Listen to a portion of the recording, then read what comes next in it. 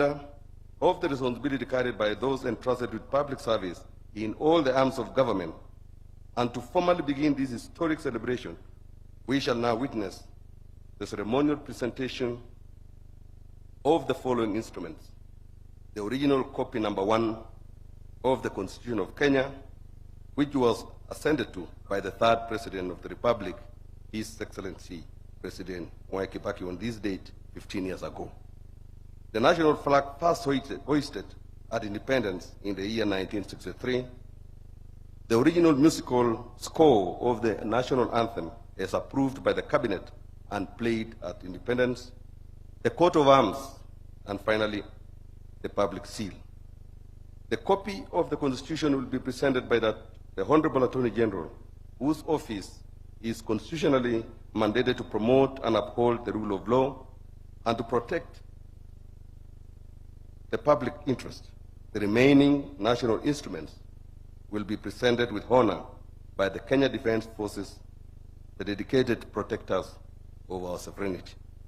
Your Excellency, sir, distinguished guests, at this moment, I am now respectfully requesting that we all arise for the conveyance and installation of copy number 1 of the Constitution of Kenya, along with the national symbols of the Republic. Over to KDF.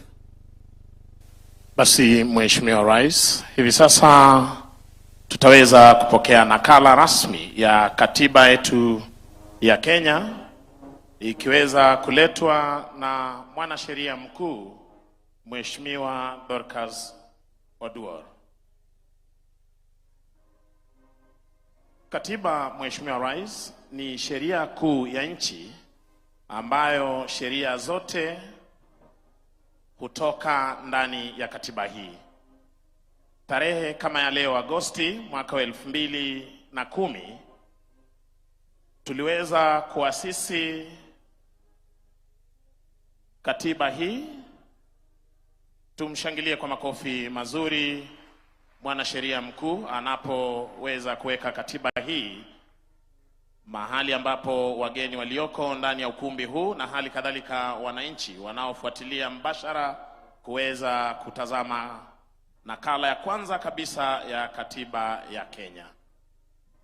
Mheshimiwa Rais, katiba hii huzungumzia usawa, amani pamoja na utawala bora, jinsi tulivyosikia watoto wetu wakiweza kuzungumzia kwa mara ya kwanza kwa utangulizi.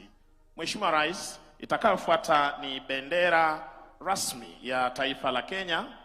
Bendera hii kwa umaridadi, Mheshimiwa Rais, ikiwa imebebwa na wanajeshi wetu, jeshi la nchi kavu, jeshi la wanaanga na jeshi la wanamaji, kwa sababu Mheshimiwa Rais, katiba imetuika jukumu la ulinzi wa taifa katika majeshi ya ulinzi ya Kenya, wakija kwa mwendo wa kinyonga.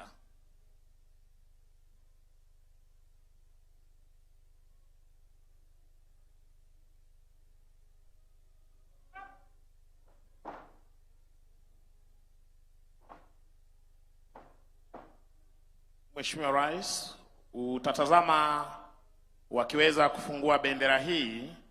Rangi ya kwanza kabisa ni rangi nyeusi ambayo inazungumzia sisi kama Wakenya. Kisha tuna rangi nyeupe ambayo huzungumzia amani na umoja wetu.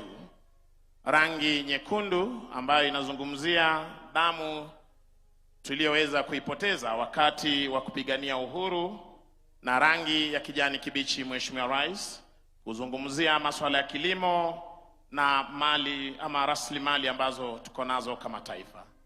Tuwashangilie kwa makofi mazuri Mheshimiwa Rais, hii ikiwa ni nguzo muhimu katika vyombo vya mamlaka.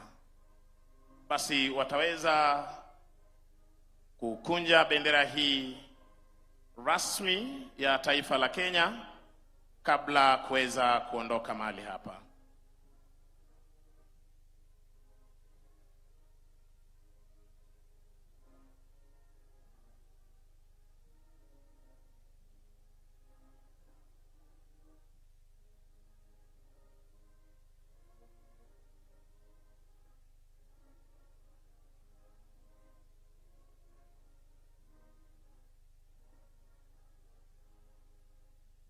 Kila kitu Mheshimiwa Rais katika majeshi ya ulinzi hufanywa kwa mpango na kwa muda mfupi.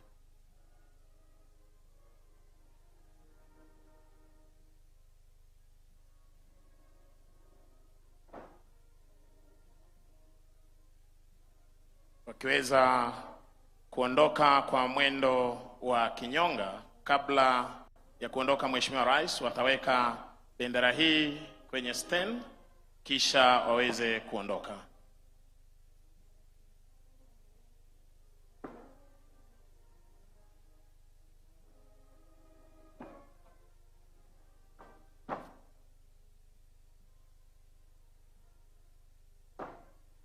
Wakiondoka kwa mwendo wa kinyonga Mheshimiwa Rais, kando na katiba Mheshimiwa Rais, vyombo vilivyosailia vya mamlaka vitaweza kuletwa mahali hapa na majeshi ya ulinzi kuashiria kwamba Kenya inaongozwa na katiba. Basi Mheshimiwa Rais, itakayofuata hivi sasa ni Coat of Arms, ambapo tutaweza kuletewa na mwenzetu toka jeshi la wanaanga.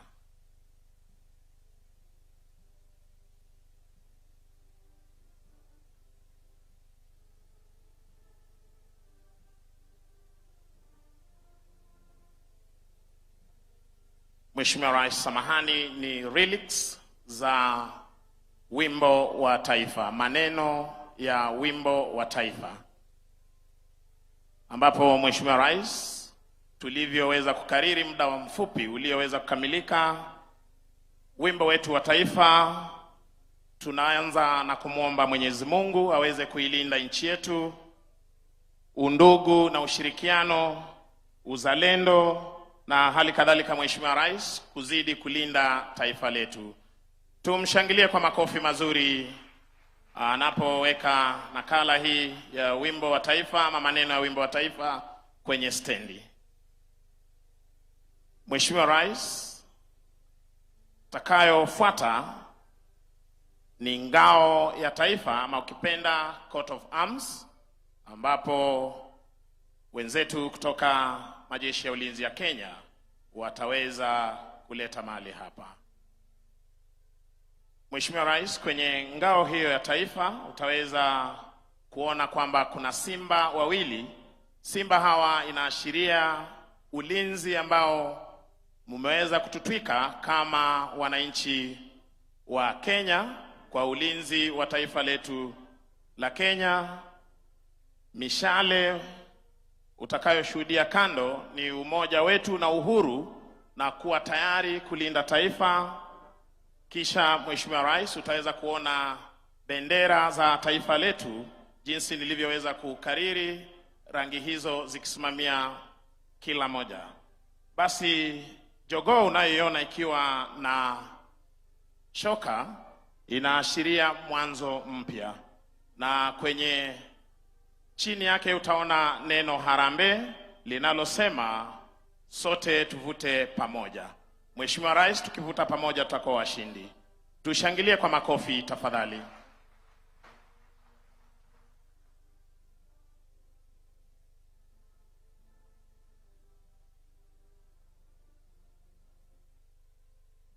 Mheshimiwa Rais, kutufungia wanapoondoka wenzetu wataweza kutuletea na kuweza kuzindua rasmi muhuri wa taifa la Kenya. Muhuri huu Mheshimiwa Rais, ambao huwapa walio uongozini mamlaka ya kuweza kutekeleza wajibu wao kwa niaba ya Wakenya. Unavyotazama Mheshimiwa Rais, wakiweza kuja kwa umaridadi kabisa kuweza kuzindua muhuri huu rasmi wa taifa la Kenya. Na hii leo Mheshimiwa Rais, wananchi pia watapata fursa ya kuweza kushuhudia muhuri huu kwa umaridadi, wakiweza kuletwa na Regimental Sergeant Major ili wakaweze kutekeleza wajibu huu.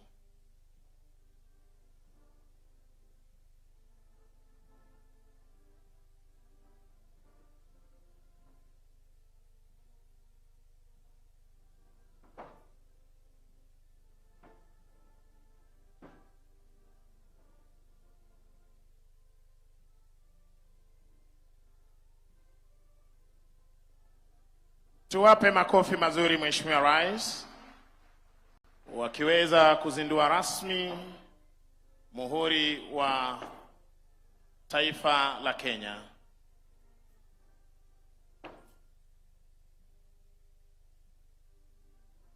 Wanaondoka kwa umaridadi, na Mheshimiwa Rais wanapoondoka, ningeomba kwa heshima tuweze kuketi ili niweze kumwalika Bwana Mike Gitonga pamoja na ndugu Boni Msambi waweze kuendelea na ratiba itakayofuata. Thank you, Your Excellency. Ladies and gentlemen, with the instruments of state now duly installed, we can now proceed formally. Your Excellency, the contours of the Constitution of Kenya are marked in 18 chapters. Each chapter represents a pillar in the structure of our democratic state. Before the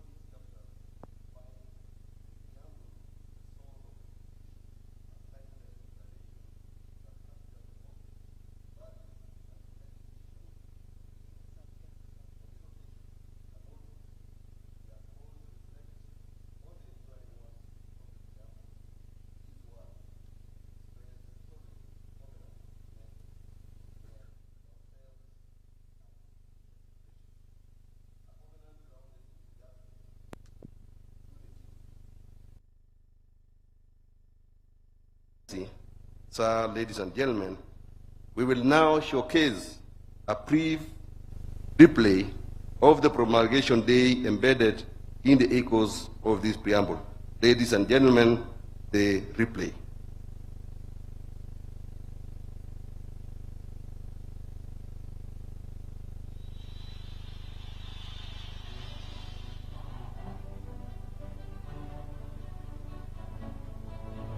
We, the people of Kenya, acknowledge the supremacy, the almighty God of all creation, honoring those who heroically struggled to bring freedom and justice to our land, proud of our ethnic, cultural, and religious diversity, and determined to live in peace and unity as one indivisible sovereign nation, respectful of the environment which is our heritage, determined to sustain it for the benefit of future generations, committed to nurturing and protecting the well-being of the individual, the family, communities, and the nation, recognizing the aspirations of all Kenyans for a government based on the essential values of human rights, equality, freedom, democracy, social justice, and the rule of law, exercising our sovereign and inalienable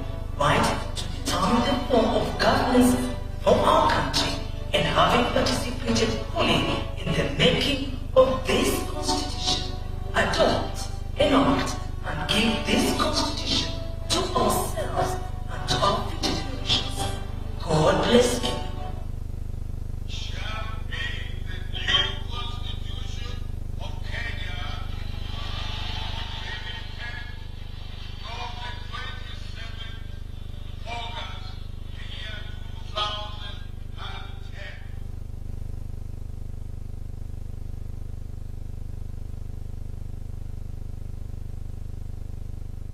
Your Excellency, ladies and gentlemen, among the most transformative features introduced by the Constitution of Kenya are two foundational pillars: the establishment of a devolved system of governance and the creation of constitutional commissions and independent offices as provided for under Chapter 15. As part of the framework of the organization of government, the mandate to coordinate the implementation of the recommendation of these commissions and independent offices, as well as to oversee the working relationship between the two levels of government, is vested in the office of the Deputy President. It is the recognition of this constitutional mandate that today's summit is jointly convened by His Excellency the Deputy President and the Honorable Attorney General. It is now my distinct honor and high privilege to invite His Excellency the Deputy President of the Republic of Kenya to deliver his introductory remarks and formally set in motion the program of this historic first Katiba Day. Welcome, Your Excellency.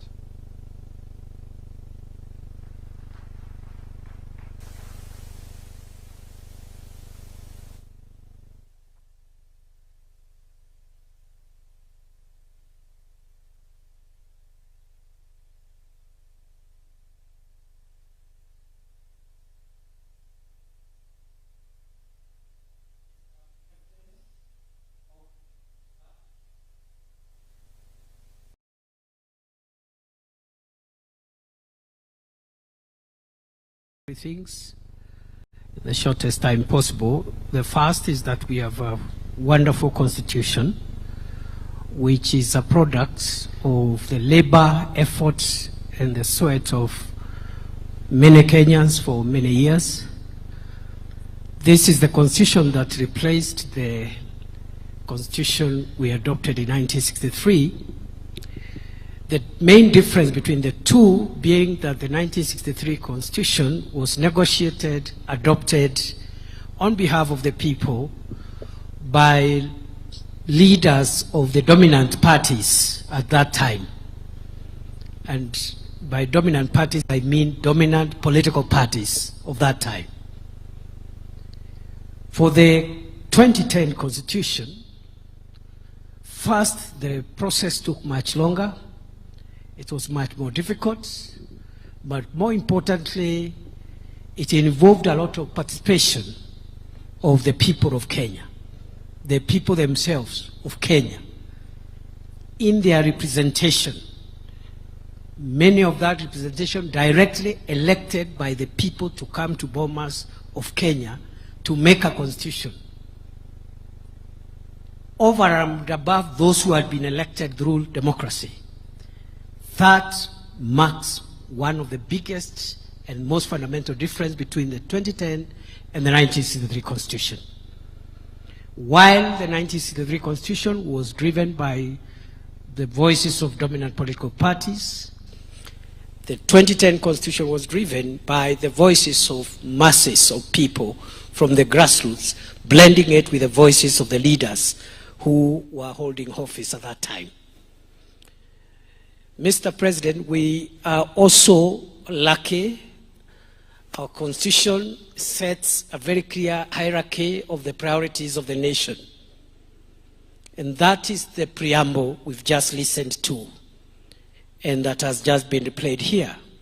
That preamble summarizes the national priorities. Those priorities are structured in terms of who calls the shots in our country.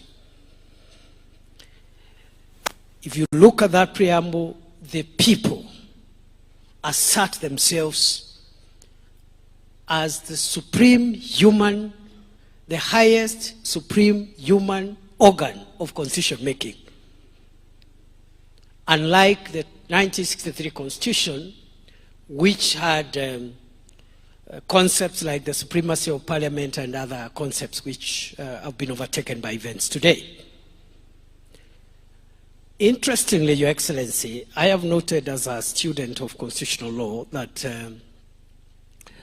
the same preamble, the people asserting themselves as the highest constitution-making organ, the people, they do recognize two things: that this nation exists subject to a higher authority, the Almighty God of all creation. That part is normally left a lot in constitution making, especially in analyzing the structure of our constitution. But the preamble also has told us downstream, the people who are the highest human constitution making organ have delegated most of what they would be doing themselves to organs of states and to the levels of government that are represented here. Both the organs of state, the three arms of government, and the two levels of government. Your Excellency, that preamble also helps us to understand our national values. We respect the individual, the family, the community, and the nation. That hierarchy again of the units that constitute our nation are spelled out there. The other feature, Your Excellency, again summarized in the preamble and elaborated in the many chapters, the 18 chapters that follow, is the feature that talks about intergenerational responsibilities and equity between generations. And the Constitution asserts that no generation is superior than the other. There are obligations of the present generation to future generations in perpetuity. Another distinguishing factor or ingredient of that Constitution is the national values, the rule of law, democracy, social justice, and even environmental justice. Again, it is spelled out in the preamble. The other feature is the checks and balances system. If you look at the chapters on the three arms of government, the legislature, the executive, and the judiciary, and how they relate with each other, the national government and the county governments, the independent commissions and offices, again, that relationship has been defined there. Two other distinguishing characteristics before I end my remarks, Your Excellency. And the one is that the Constitution creates a very, very paradigmatic shift on the rights and freedoms of the individual in a very dramatic way. And even as we pause to look at the challenges we are facing as a country today to implement this wonderful Constitution, one of the areas that has brought a lot of heavy lifting as a nation is that issue around the freedoms of the individual and how individual citizens relate with one another. Finally, Your Excellency, this Constitution, again in the preamble, summarizes our sovereignty as a nation in two aspects. One is it has said that we must protect the nation and its people so that we can be free from fear and free from want. Those are two important aspects of this Constitution. The freedom from fear is what protects individuals and citizens so that they are not harmed by one another, they are not harmed by organs of state, they don't harm each other. And then you have the military for the defense and also the institutions of internal security for the internal moderation of law and order to prevent us from hurting each other so that we can be free from fear. But finally, this Constitution is also about our sovereignty so that we can be a country free from want. Again, this is a very, very drastic introduction, not only for Kenya's constitutional framework, but for constitutional theory, country free from want. Again, this is a very, very drastic introduction.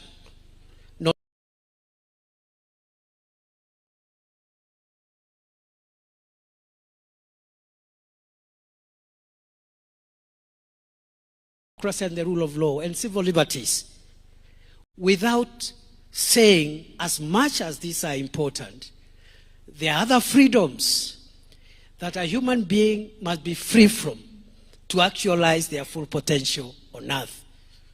They must be free from hunger. They must be free from sickness. They must live in dignity.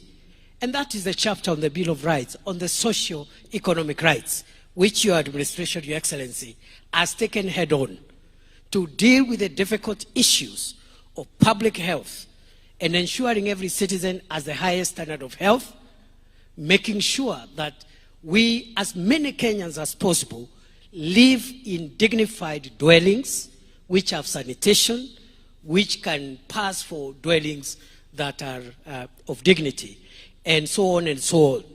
The food security programs, the agriculture programs are speaking to our socio-economic rights enshrined in Article 43 that calls on the state to make sure you create access to the services that lead to asserting the sovereignty of the people of Kenya so that they can be free, not only from fear, but they can be free from want.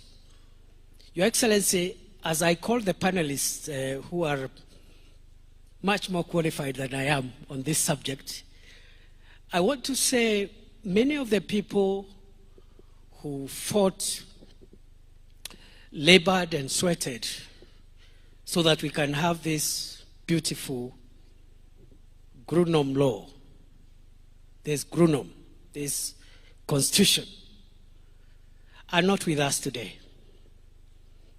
They have rested from the sweat and the labors of this world, and they are no longer with us. But their spirit walks with us. A few are still with us.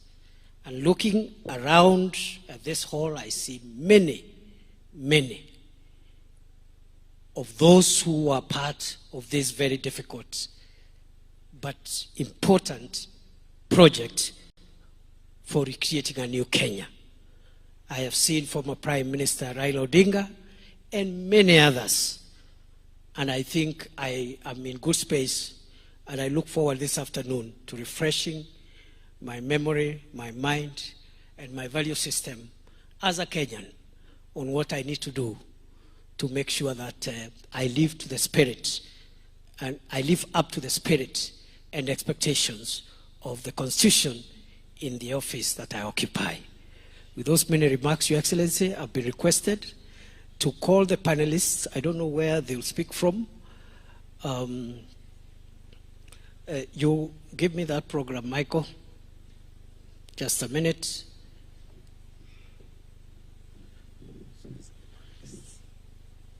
Where will they sit? They'll come here. So, Your Excellency, sorry if I've spoken for long. You know, in your presence, my speech should be short. But I speak for long when I'm doing my own events. I'm sorry about that. I will call the following panelists who represent various shades of representation. The first one is our sister, my colleague in the profession, the Honorable Lady Justice Njoki Ndung'u, Judge of the Supreme Court, to represent the judiciary. Welcome, Justice Njoki, a very, very prominent player in the process, the 20 years of the constitution-making process. Welcome, Judge. I'll also call another colleague of mine and my senior in the profession and also in the academy, Professor Makau Mutua, Senior Presidential Advisor on Constitutional Affairs and Human Rights. Again, he needs no introduction. I will also call my brother again and my colleague, the Honorable Dr. Otiende Amolo, Senior Counsel, Member of Parliament for Rarieda, representing Parliament. I'll also call FCPA Nancy Gadungu,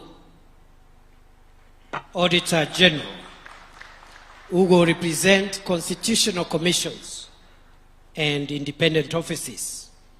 I will call to the dais Governor Fatuma Achani, Governor of Kwale County, representing the Council of Governors. And the discussant is going to be again my colleague and my brother, the Honorable Abdikadir Mohammed, Senior Counsel. Please make your way to the stage. Asanteni sana.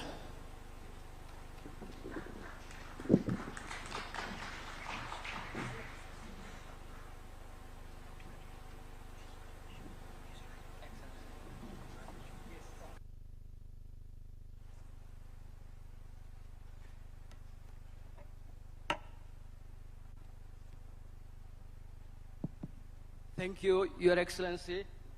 I think we'll go straight into it. Your Excellency, the President, distinguished ladies and gentlemen, our hope is that we're going to have a fairly open, transparent discussion on the achievements and the challenges our Katiba has faced 15 years down the line. For a long time, we have referred to the Katiba as the new constitution. I think the population mean in the country is about 19 years. The Katiba is 15 years old. I think it's fair to say that a majority of Kenyans have lived with this constitution. So they are born after the promulgation of the Katiba. And the Katiba over the last few days has had quite a bit of discussion, Your Excellency, because of your gesture to honor this day going forward. And I wish to thank you sincerely, Your Excellency, for that gesture, because constitutions are ideas, and ideas require ceremony, ideas require norms to take hold. And for our constitutionalism to take hold, we need this celebration. So I want to thank you most sincerely. You get criticized a lot for a lot of things. We must celebrate when you do great things, and this is indeed a great and wonderful thing. The gentlemen and ladies up here are experts, as His Excellency the Deputy President said, on the matters they're going to talk about. They represent the organizations we have talked about. As we discuss, I'm going to be throwing one or two questions at them. If you have seen the discussion over the last 1 week, many Kenyans have strong views about our Katiba. Quite a number of them will tell you what they think are the hits as far as the Constitution is concerned, and what they think are the challenges, including on the organizations and institutions. If you ask the average Kenyan, they will have a positive view about devolution, for example. And devolution is represented by High Excellency, the Governor here. And they'll have a positive view, generally speaking, about the judiciary. They might not have a similar view about our parliament. And we said we're going to be transparent, so we're going to be asking the Honorable Senior Counsel about the challenges that Parliament may have faced in implementing the Constitution. So I'm going to start at the very fine. The Supreme Court judge was a member of the Committee of Experts, Your Excellency, and the Deputy President said there were many who took part in the process of constitution making. I'm happy to note that you, Your Excellency, were a member of the Parliamentary Select Committee, and so was your Prime Cabinet Secretary. And of course, our former Prime Minister was a key player in the process. But on this side, we have the Senior Counsel on that end, who was a member of the Committee of Experts, and Her Ladyship, the Supreme Court Judge, who was also a member of the Committee of Experts. Those are the two organs that really process the Katiba in terms of the review process. So I'm going to ask Justice Njoki, who was a former parliamentarian, who is a lawyer of much repute, and who, during her time, championed quite a bit of the Bill of Rights. What she thinks really the Constitution has delivered for the judiciary, to the point where Kenyans think the judiciary ought to be celebrated. Justice Njoki.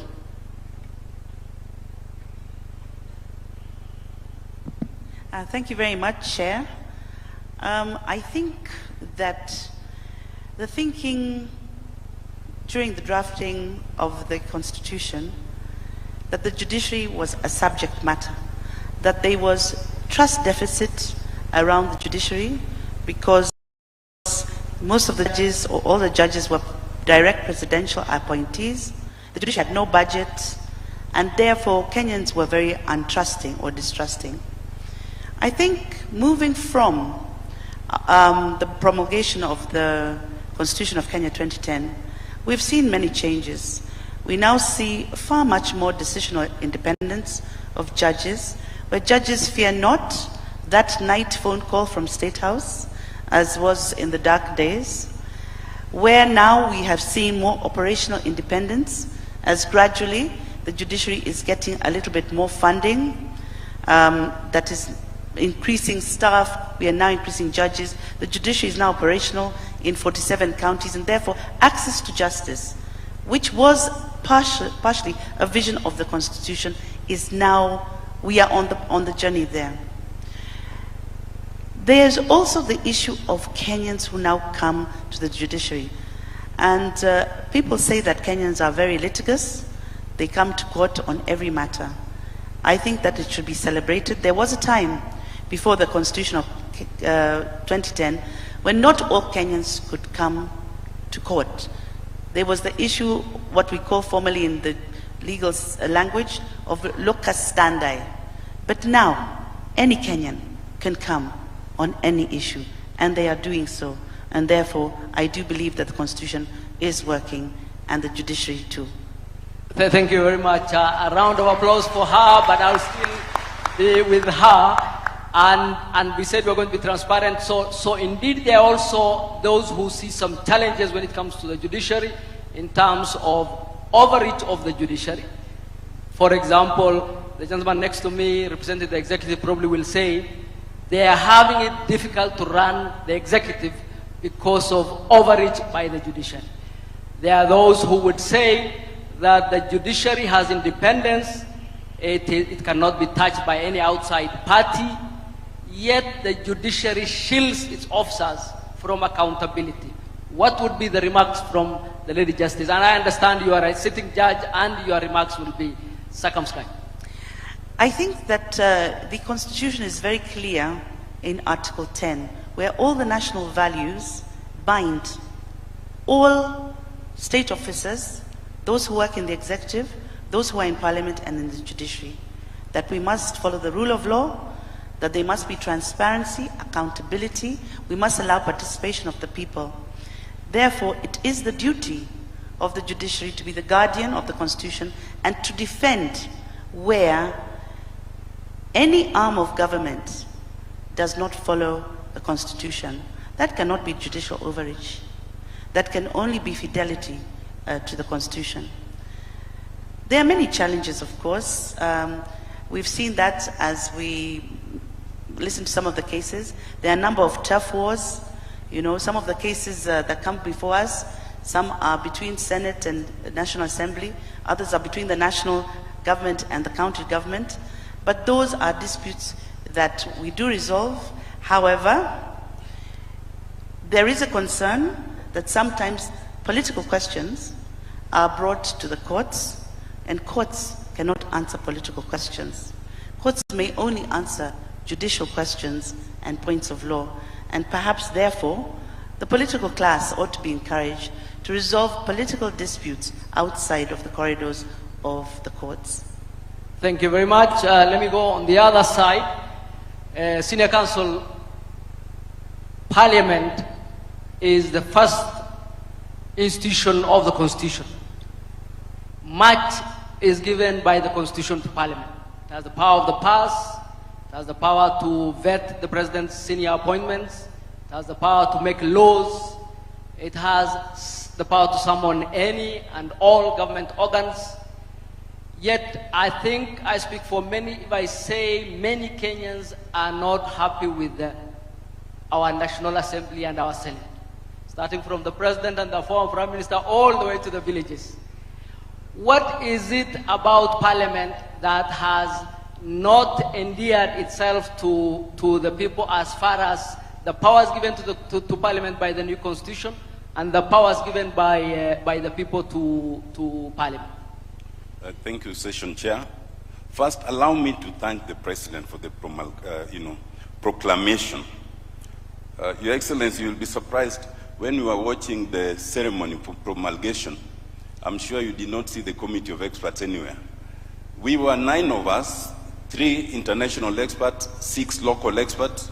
Our chair has since passed on, the Honorable Nzamba Kitonga AC, and I'm praying that he might be recognized posthumously. But as soon as we released the final text of the Constitution to the government printer, nobody remembered us. We didn't even have a seat. So it is today that now I have a seat. So I thank you 15 years later. Njoki Ndung'u will tell you, Professor Sempebwa brought his wife all the way from Uganda and could not sit. Secondly, fortunately for us, both yourself and the Prime Minister were in Parliament, and you are there much longer than me. So if there are things to be known, I'm sure you know them. But more fortunately, I'm here with my Speaker, Session Chair. I hold no leadership position in Parliament. So if anybody is to be crucified, please look for the Honorable Wetangula. Me, I'll give my perspective. I will give my perspective from having participated in the Committee of Experts to my experience now in 8 years. First, I am the first to concede, and I've said this and I've conceded it in public, that I don't think we are doing well in Parliament, especially the 13th Parliament. I am not here to apologize. But just like all other branches, there are successes, but there's work to be done. At least in our favor, 15 years down the line, we still have a bicameral Parliament. 15 years down the line, we've held elections regularly. We are still able to vet. We are even able to impeach, as we recently did. So at least it is there. But there are two problems that I see. One is historical and one is institutional.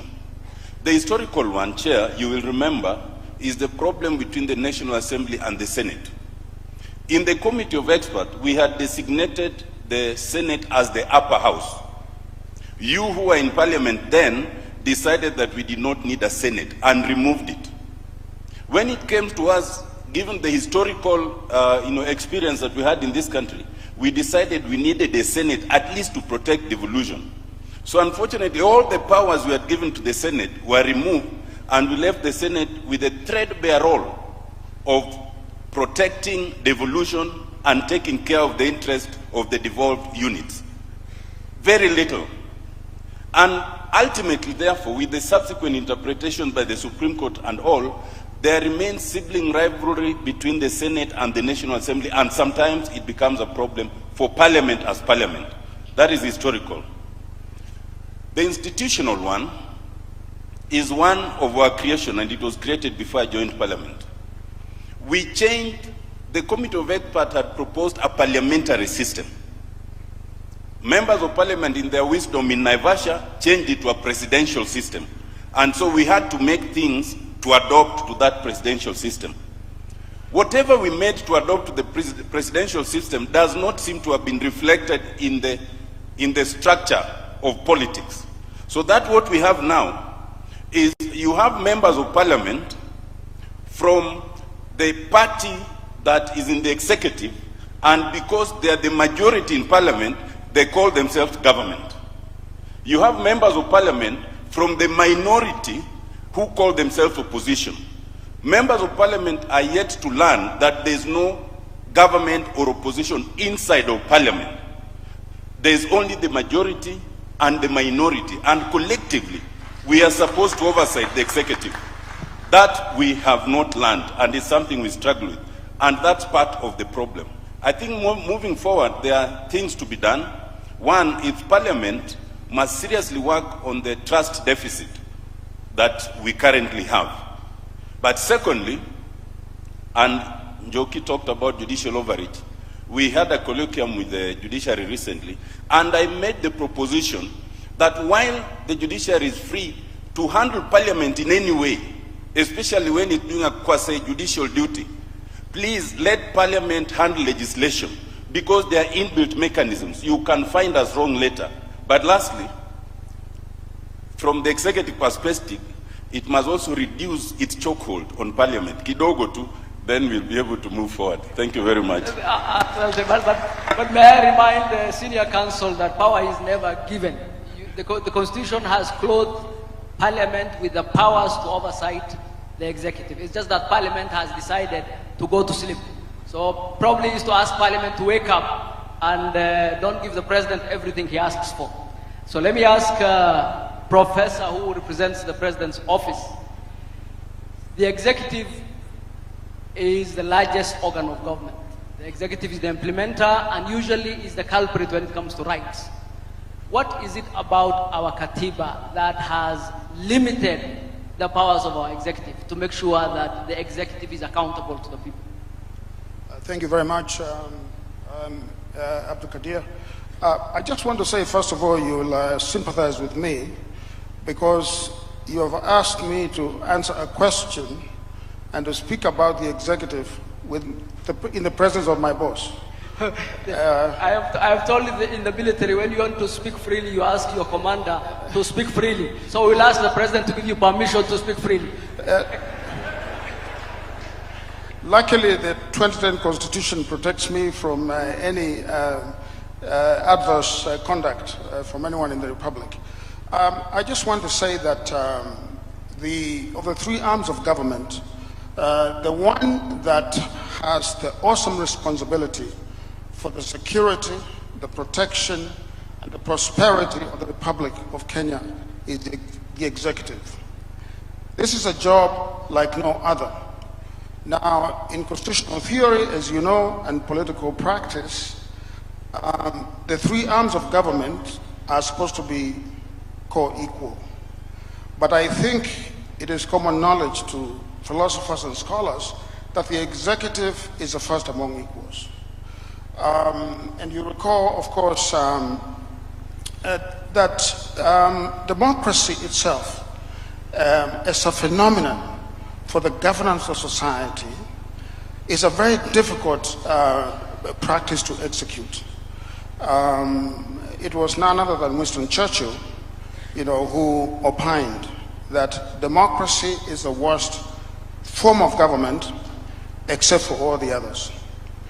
Meaning that of all the systems of government, democracy is not perfect, but it is better than all the others. But Churchill also said something else. He said that the best argument against democracy is a 5-minute conversation with the average voter.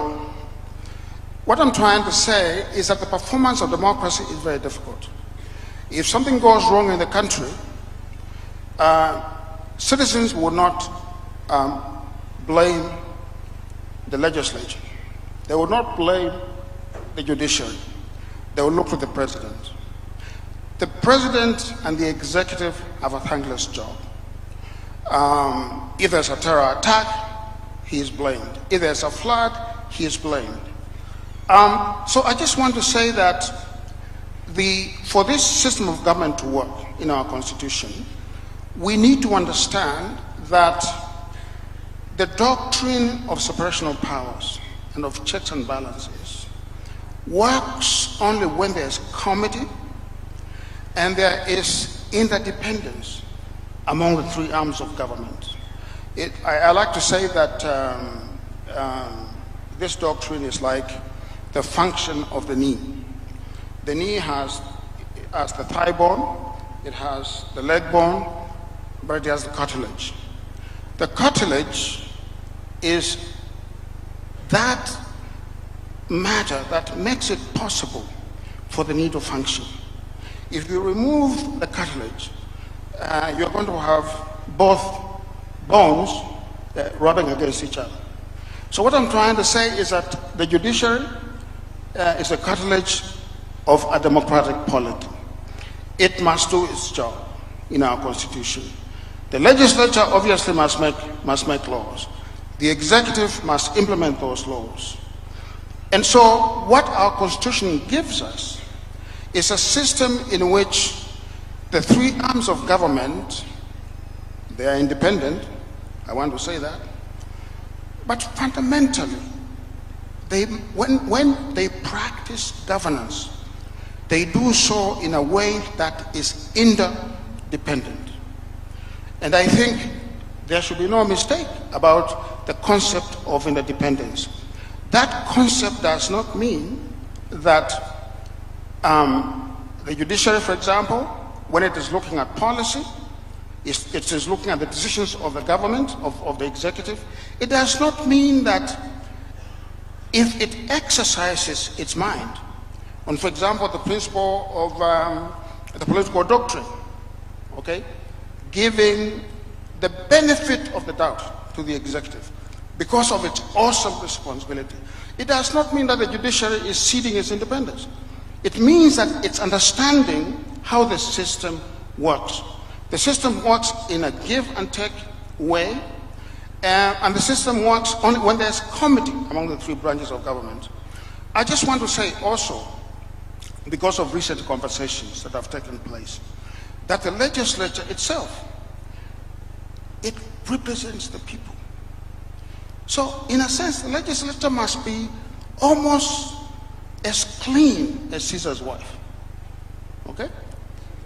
And I have seen, and I want to say this in front of everyone here, I have seen a reaction by the legislature when it was called out on the question of corruption. I have to say that their reaction really could have been better. Instead of looking inward, which is what our Constitution demands, they became defensive and looked outward. Yeah? The judiciary, similarly. Obviously, the executive as well. But I think fundamentally, there has to be this working committee between the three arms of government. Thank you very much. Thank you very much. A round of applause, please, for a good professor. And I hope the president will not take any actions against him if he has spoken too freely. Let me go to the auditor. Our old constitution had the controller and auditor. Yours is now the auditor. Many Kenyans are happy with the reports you produce, and many Kenyans have a positive view generally about the auditor's office. What is it about the constitution that has helped your office come into being and exercise those powers to the point where many are happy with what you do? Thank you very much, Moderator, Your Excellency. Again, I join my colleagues here in recognizing the importance of this day. It heralds a new era that moving forward, hopefully, we shall put the Constitution at the front of all decisions and actions that we take as government. To answer the question concerning the Auditor General, we'd have first to demystify and remove the misconception concerning constitutional commissions and independent offices. Most of the time we hear people referring to the CCIOs, as we call them, as competitors to the governance structures already established, or as a fourth arm of government. That is far from the truth. Constitutional commissions and independent offices are not a fourth arm of government. They are intermediaries between the people and the three arms of government as established. And why do I say this? Allow me to go to Article 249. And this will also answer the question on the role of the Auditor General. If you look at Article 249, and the experts are here, two of them, it is demanded of us as CCIOs that we protect the sovereignty of the people. So the work that we do, the established constitutional commissions and independent offices are demanded by the Constitution to protect the sovereignty of the people. And why is that article there? It means the Constitution contemplates that the sovereignty or the sovereign power of the people as guaranteed by the Constitution may not always be safe or may not always be observed when the people delegate such power to the three arms of government who are ideally supposed to be independent of each other, whether at the national or at the sub-national level. And as CCIOs, we are tasked to protect that sovereignty through our various mandates, including the audit of how public finance is being applied in the actions, in the activities, in the policies, in delivery of services, and also in sustainable development, and report on this. But of course, the Constitution also contemplates that there will be action taken on this. We are also required to secure the observance by all state organs, and all state organs includes the constitutional commissions and independent offices on the democratic values and principles. And that means we recognize that as a democracy, the ultimate power rests with the people, and hence the constitutional requirement under the various articles for the participation of the people in the decisions and actions that affect their lives and their livelihoods. And the decisions and actions that affect the people's lives and livelihoods utilize public resources, whether in form of funds or whether in form of our other wealth within the country. So the Constitution did not envisage the breach of this requirement, or tokenism, or superficial gestures, or symbolic action on public participation. And the judiciary has pronounced itself on this. And we can challenge Parliament, and the Speaker is here, that we need a law and we need regulations on public participation. Point of reference. So, with regard to the work that I do as the Office of the Auditor General, we follow the money that Parliament appropriates, because the money is appropriated by Parliament, the money is oversighted by Parliament, and Parliament reports back to the citizens on how the funds that they have appropriated has been utilized for the benefits of those they represent. So the Office of the Auditor General is established as an arm of Parliament or as an independent oversighter that links directly to the people on how their resources have been utilized. So it is not an easy job because when you follow the money, and sometimes decisions are made that require or that are informed by leadership, that people require certain services or we require certain development projects or programs, and the people have not been consulted, then I have to come up and say, hey, wait, Article 249 requires that I report on the sovereignty and the public participation of the people. We have seen some improvements in terms of implementation of audit recommendations with the discussions with the head of public service on how issues should be addressed within the various state departments and within the various state-owned enterprises, and of course drill down to the sub-national level. We have seen more interest in what issues are being raised, what risks are there, what internal controls need to be established, so that at the end of the day, there is meaningful development and there is quality and sustainable service delivery. Thank you. Thank you. Please give her. Unlike the auditor, many other commissions, and I'll not name any so that you have a freedom to speak, are not don't have the same views as far as the Kenyans are concerned. There are many. Each of those Chapter 15 organizations was set up specifically because of a particular challenge that the Constitution realized needed addressed at the constitutional level. Quite a number of those challenges still exist up to this day. Any of the areas that would you say then, and there was a lot of hope that the constitutional commissions would really be a major answer to our constitutional problems, to our governance problems. Would you say that many of these commissions, okay, probably you will not say, but let me say that many of those commissions probably have not met that threshold. What is the challenge that faces many of the commissions so that the executive feels they are stepping on the executive's toes, the people have not seen the benefits of those commissions? Are they too many? Did we not design them well? Why do you think the commissions have not performed as well as hoped? Thank you.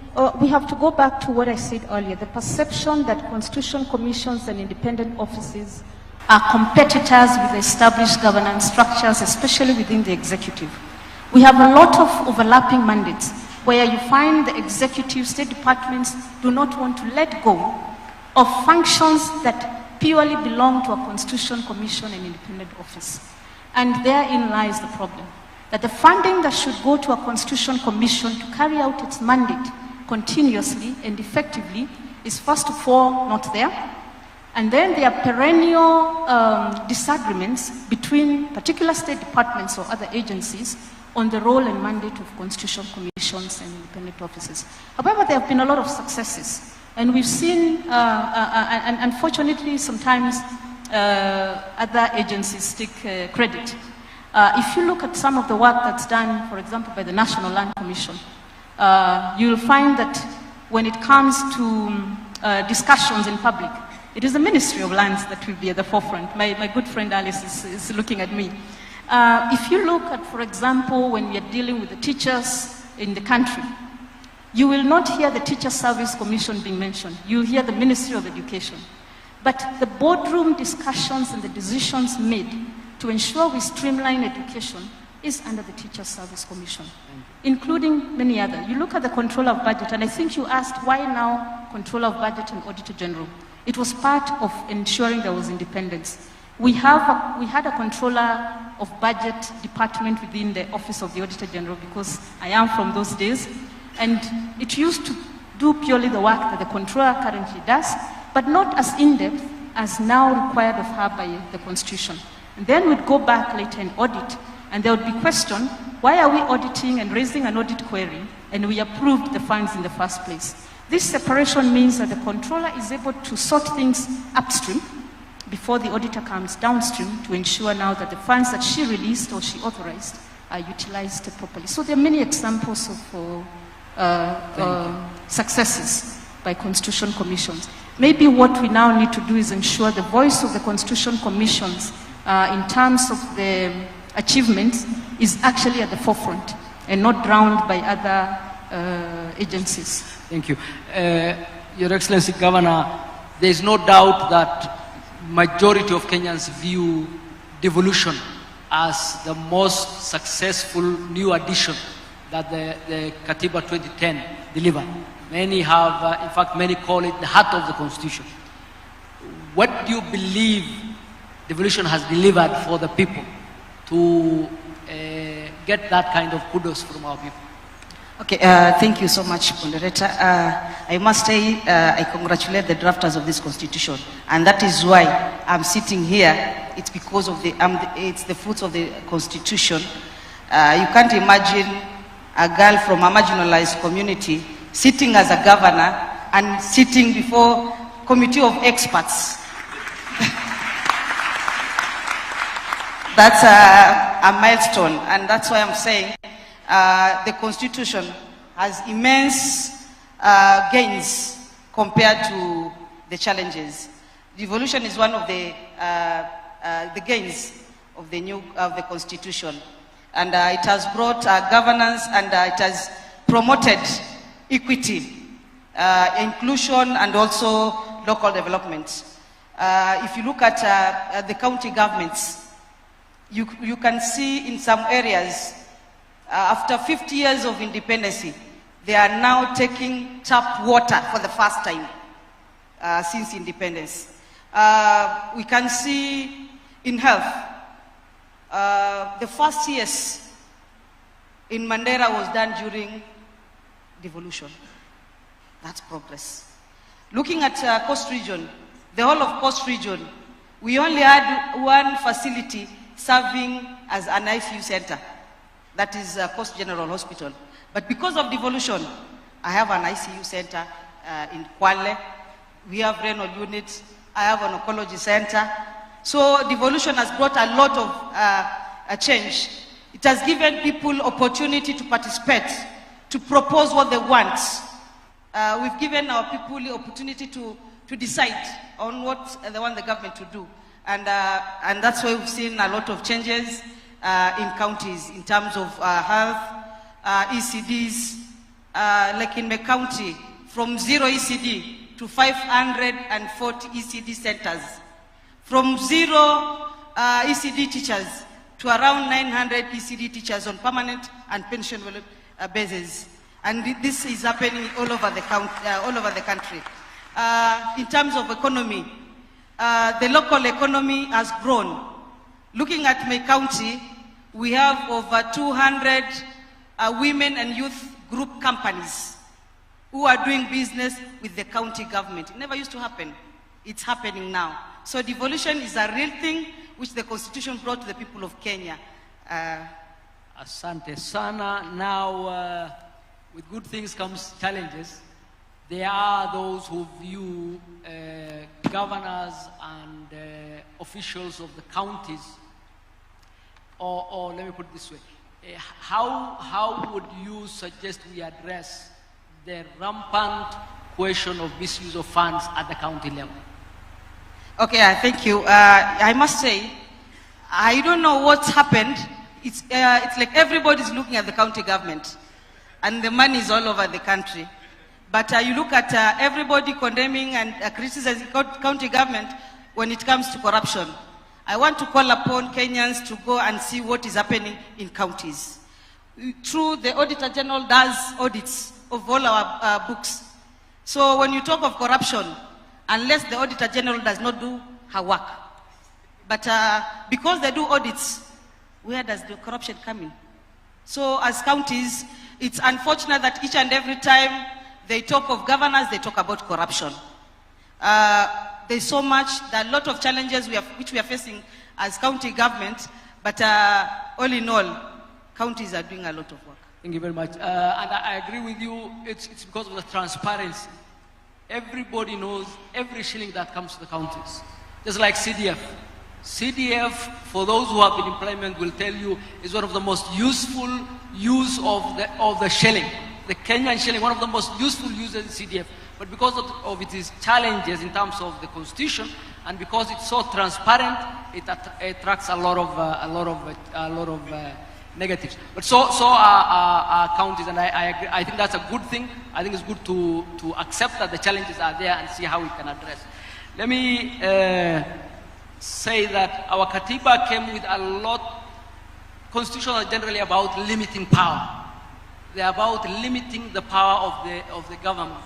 And our Katiba really put our people at the center of our governance and came up with a number of devices to bring accountability. Quite a number of them have not met their hopes because of, the Honorable Speaker will forgive me, he was the Honorable Tangula, he was also a member of our committee, because of mostly the Parliament's, for example, vetting of senior government officers. Many would have hoped that there is far much more stringent vetting. For example, the recall of MPs, essentially in my opinion, between the legislature and the judiciary, it's not possible right now easily to recall MPs. And quite a number of the devices the Constitution has proposed have not really seen the light of day as designed. And I think Parliament has those challenges. I believe the counties have the challenges we mentioned. I believe the judiciary has had a lot of criticism in terms of its overstep, in terms of overstepping in political questions like impeachment, in terms of hampering the executive's freedom to work, even when in the reasonable circumstances you could balance the right of one person versus the right of the majority of the people while still giving that party their rights. I think overall our constitution has delivered beyond measure. Anybody who lives in this region knows the freedoms Kenyans enjoy are absolutely phenomenal. Let me ask you, Professor, as a final question. The largest chapter in our constitution is the Bill of Rights. You have just been appointed to a new entity that will right many wrongs that have happened recently. Yes. How do you see the challenge that this day and age we have major human rights challenges as a country under our new Katiba? Yeah, thank you very much. First of all, I just want to say that, the performance of democracy and the project of the rule of law are experiments. It is not a destination that when you get there, you are going to say, voila, I've arrived. It's a journey. And if you look at the oldest democracies in the world, and I don't want to mention names, but maybe I can say this because I live there. If you look at the United States, for example, their democracy is several hundred years old. And we are seeing certain spasms, epileptic spasms in the United States, which tells you that they have had many, many decades of practicing this thing called the project of democracy. And yet, they are still yet to master the mores, the traditions, and the norms of democracy. This democracy here in Kenya is a very young democracy. And I would say that prior to the 2010 Constitution, we had an authoritarian state. Our democracy is only 15 years old. If you really look at the theory of democracy, the way you're supposed to look at it, 15 years of age. So it's a very, very short period. You know, we've made many, many mistakes. I like to say that in writing the 2010 Constitution, we also overcorrected on some things. You asked a question about, for example, the constitutional commissions. There are too many, okay? But let me just say this. Human rights violations are an anathema to the Constitution. But we know that the performance of the rights of assembly, the rights of speech, and so on, it's a difficult journey. You know, I was having a conversation with the Attorney General the other day, and we were talking about how in this country we need a protest law. A protest law that defines what happens when citizens rightfully exercise their right to assemble, so that some of the things that have happened do not happen. I want to say to the President that, Mr. President, you've been very bold. What you've done in appointing my panel of experts is unprecedented, it's historic, and it's really not happened on this continent. If you go back and you look at the South African Truth Commission, okay, with all due respect to my friend, the late Archbishop Desmond Tutu, not much happened there. People would go before the commission, they would tell their stories, there would be a few tears, and they would be given a Kleenex napkin to go and wipe their tears, and they'll be sent away. What we are doing here with the action by the President, we are doing the first limb of giving justice to the victims. Thank you. Thank you very much. Could we clap for everybody? Let me just finish, because I think it's important for me to say this, because there have been some questions. That is the first limb of justice. Compensation is an aspect of justice. We are not saying that we will not go further and make recommendations. For example, how do you reform our security and police and law enforcement to make sure that they understand what their role is? We will get there as a country, but this is an important action. It answers the questions in the Bill of Rights, and it answers those questions in a very good way, and we look forward to a very fruitful process in this panel that the President has appointed. Thank you so much. Prof, we have a lot of hope in that process, and we have a lot of confidence in you and your team. I know you have gotten a bit of criticism on those issues, but hang in there, and we thank the President for setting up that team in actual fact. It really will go, in my opinion, a long way in healing the country as we move forward. Many don't know that the President and the Honorable Karua were the most active members of the Parliamentary Committee. If you look at the Hansard, the number of people who proposed was seconded. There is no doubt who will come top and second in that list. The President took a lot of energy when we were doing the Katiba, and we thank him for this function. Let me say that... Can I say something? I don't think that the President is getting enough credit for setting up this panel. And I want to hear a round of applause for the President.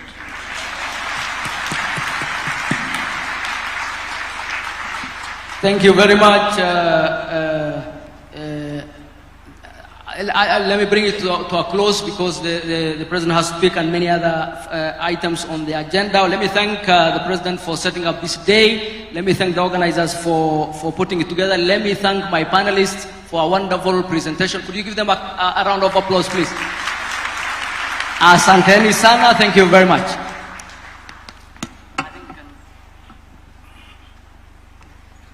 Another hearty round of applause for the panelists. Thank you very much for that. And we'll just have a slight transition, Your Excellency, as I will now invite, after the song that we're going to sing, Honorable Dorcas Odor, who's going to facilitate the next session. But for now, I'd like us to maybe even just stand up and stretch a little bit as we sing a song that is going to be led by the State House Choir. It's a song that is familiar to many of us and will bring nostalgia in terms of remembering where Kenya has come from. The name of the song is Heko Jamhuri.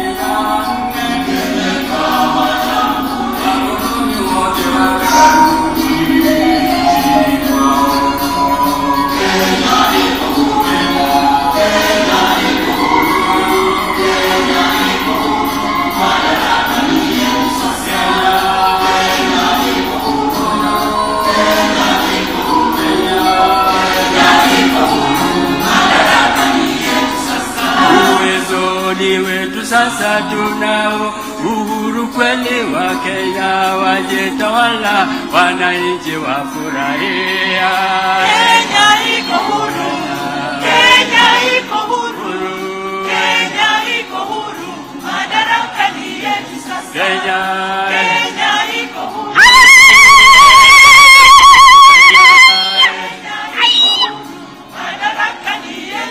Serikali yetu imbioni, tunaendelea mbele. serikali yetu imbioni, tunaendelea mbele. tunafuata mwendo wetu Kenya warambe. Moto moto Kenya, moto moto Kenya, moto moto Kenya, serikali yaenda mbele. Moto moto Kenya, moto moto Kenya, moto moto Kenya, serikali yaenda mbele. Tuwapigie makofi tafadhali. Led by Mwalimu Wesonga, who is synonymous with patriotic songs. Let's take our seats kindly. Your Excellency, with your permission, allow me to now call on Honorable Dorcas Oduor, the Attorney General, who is a facilitator for the next session. Welcome. Tupigie makofi akija tafadhali. Karibu.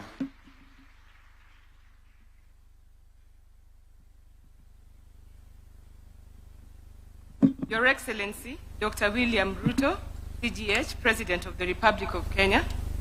Your Excellency, Professor Kithure Kindiki, EGH, Deputy President of the Republic of Kenya. The Honorable Musalia Mudavadi, EGH, Prime Cabinet Secretary. The Right Honorable Raila Odinga, former Prime Minister. Honorable Lady Justice Martha Koome, EGH, Chief Justice and the President of the Supreme Court of Kenya.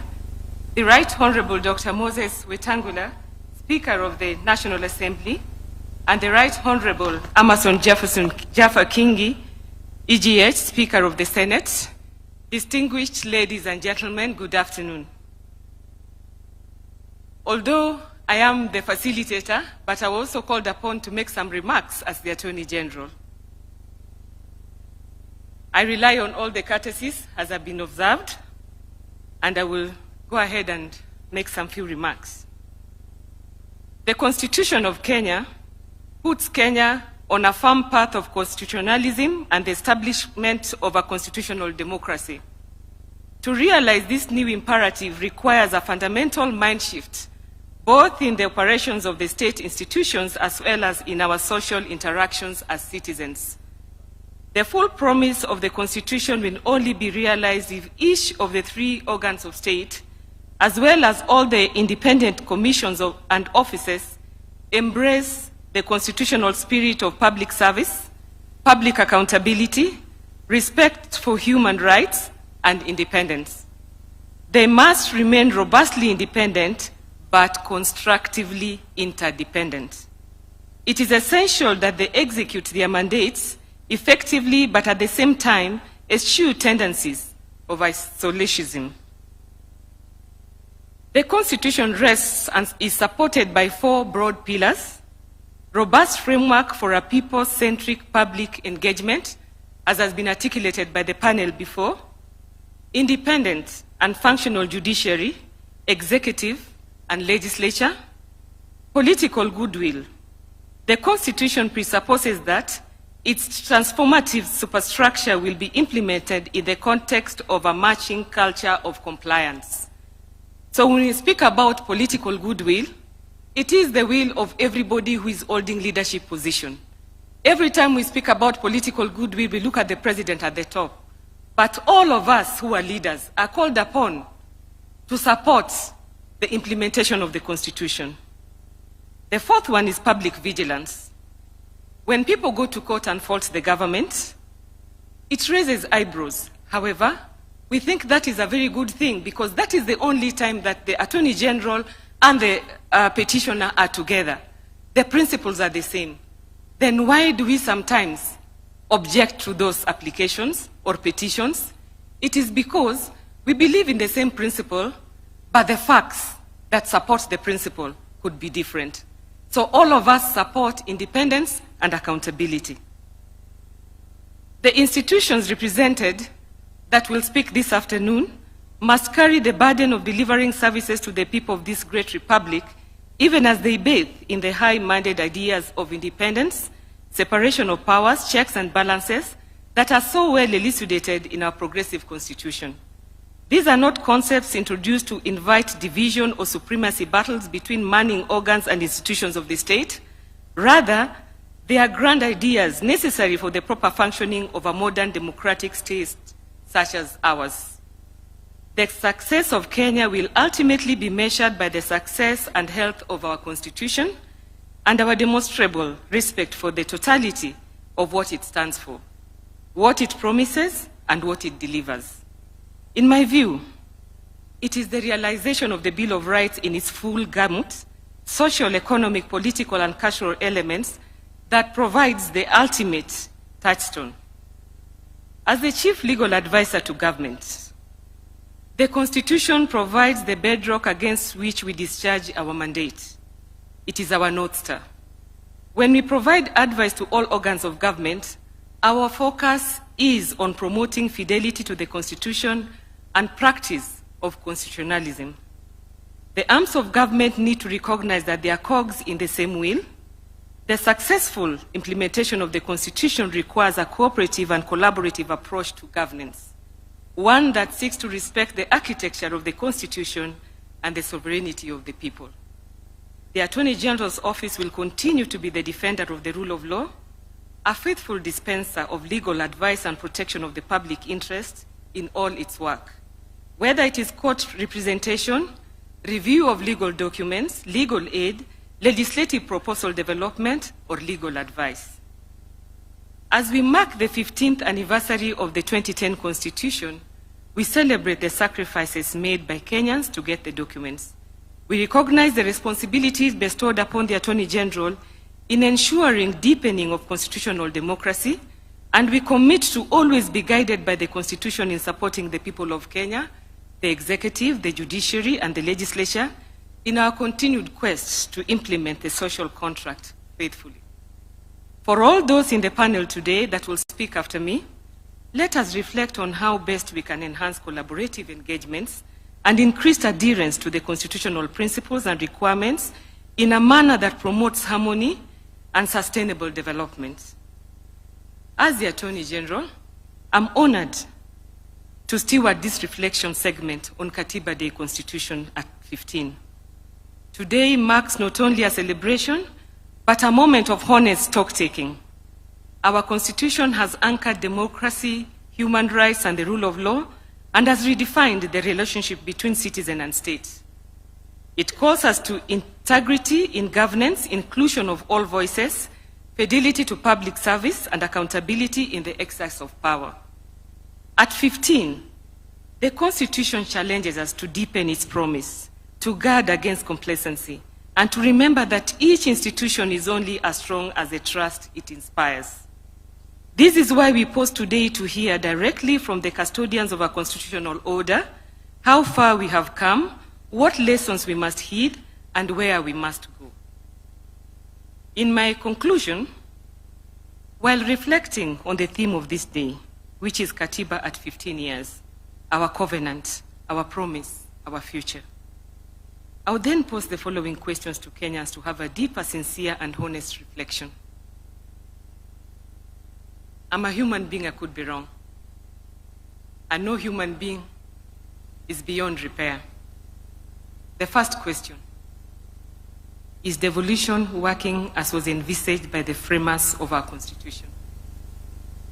The second question, why is there more wastage of public resources at the county level as observed by the Auditor General in the various reports, yet there are more accountability mechanisms, checks and balances institutions established at both national and county level?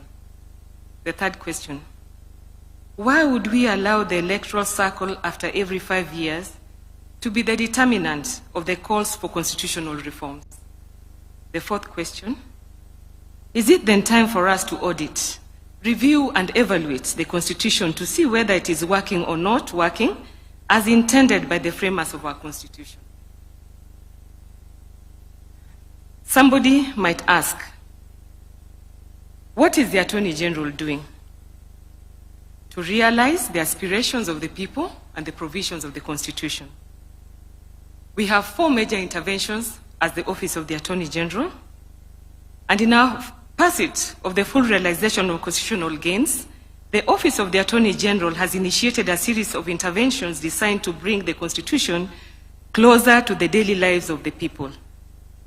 When I was being sworn in, His Excellency the President challenged me about access to justice, decentralization. Access to justice is in the Constitution, but it is not self-implementing. It has to be invoked. How do the people invoke it if there are no equality of arms? So the Office of the Attorney General is operationalizing legal aid and public defender, which is already housed at the Department of Justice. And on the 1st of November, Your Excellency, the Office of the Attorney General will operationalize legal aid in all the 47 counties, with the 2 state attorneys giving legal aid to indigent at the county level. We have already employed 90 state counsel. They have gone through Kenya School of Government. Graciously, the Chief Justice is interning them for 2 months. We will pilot children in conflict with the law. That is criminal because of their liberty, probate and administration, and land cases. If we do well, we will justify, enhance budgetary allocation so that we can broaden the subject matter and enhance the capacity of the OAG. Secondly, when I took office, we were in 13 counties. I'm happy to report, as required under the Constitution, that each government organ must be in every county level. We are now at 33 counties, and by the end of this year, we hope to be in all the 47 counties. To enhance constitutionalism, to sensitize the public, and as part of legal aid education and information, the Office of the Attorney General in a month's time will unveil Human Rights and Rule of Law Training Chamber on 8th floor, where we hope to sensitize and educate all of us on our human rights, on our rule of law responsibilities and rights under the Constitution. An informed citizen of the law will be a better citizen and a law-abiding citizen. The 4th intervention is digitization for purposes of transparency and accountability. The Office of the Attorney General is fully digitizing all the public-facing departments. His Excellency the President challenged all cabinet secretaries, and we were asked, how do you carry the people with you? I believe that by these 4 initiatives, we will justify how we are carrying Kenyans with us as the custodians of your rights, rule of law, and human rights. With those few remarks, allow me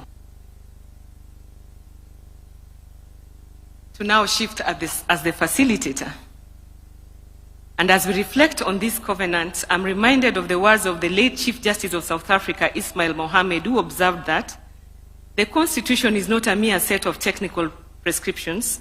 It is a mirror reflecting the national soul, the identification of our people's aspirations, their spirit, their soul. Indeed, our own Constitution was born out of deep struggles and sacrifices, an embodiment of the soul of Kenya. It is fitting that we begin with the collective guardians of oversight and independence. I now invite Mr. Gashom Otachi, EBS, Chair of the Forum of the Constitutional Commissions and Independent Offices, and Chairperson of the National Land Commission, to deliver his remarks.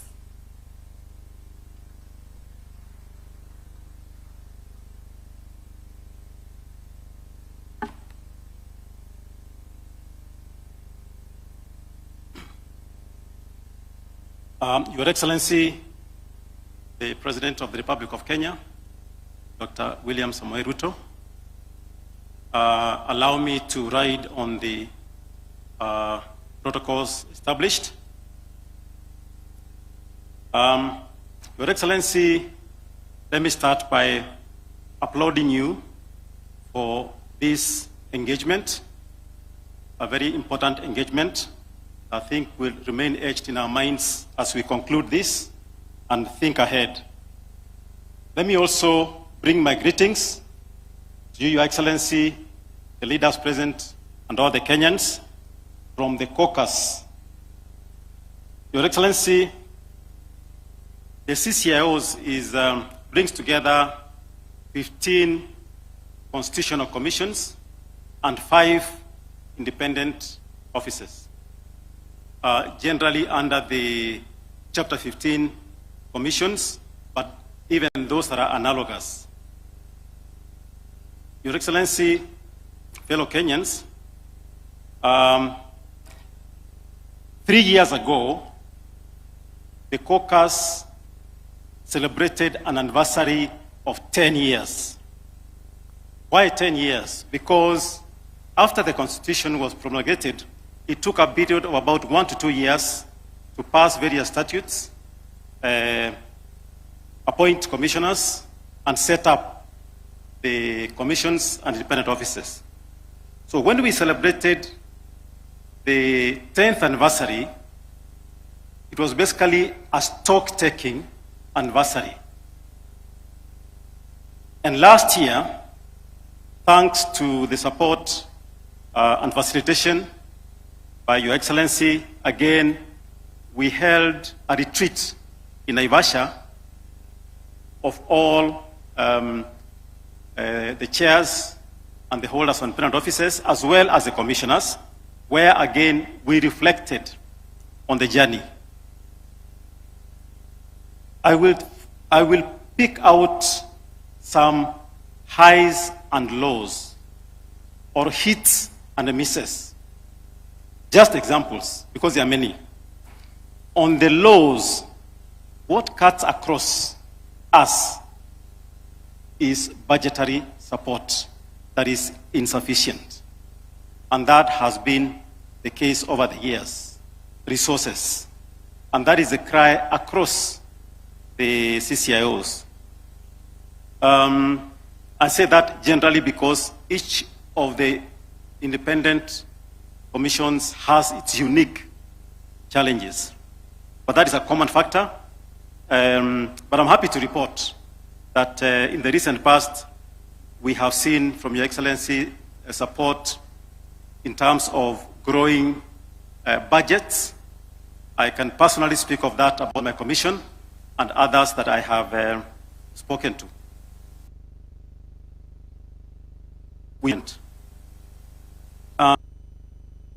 Broad issue was one of mandate. There's a continuing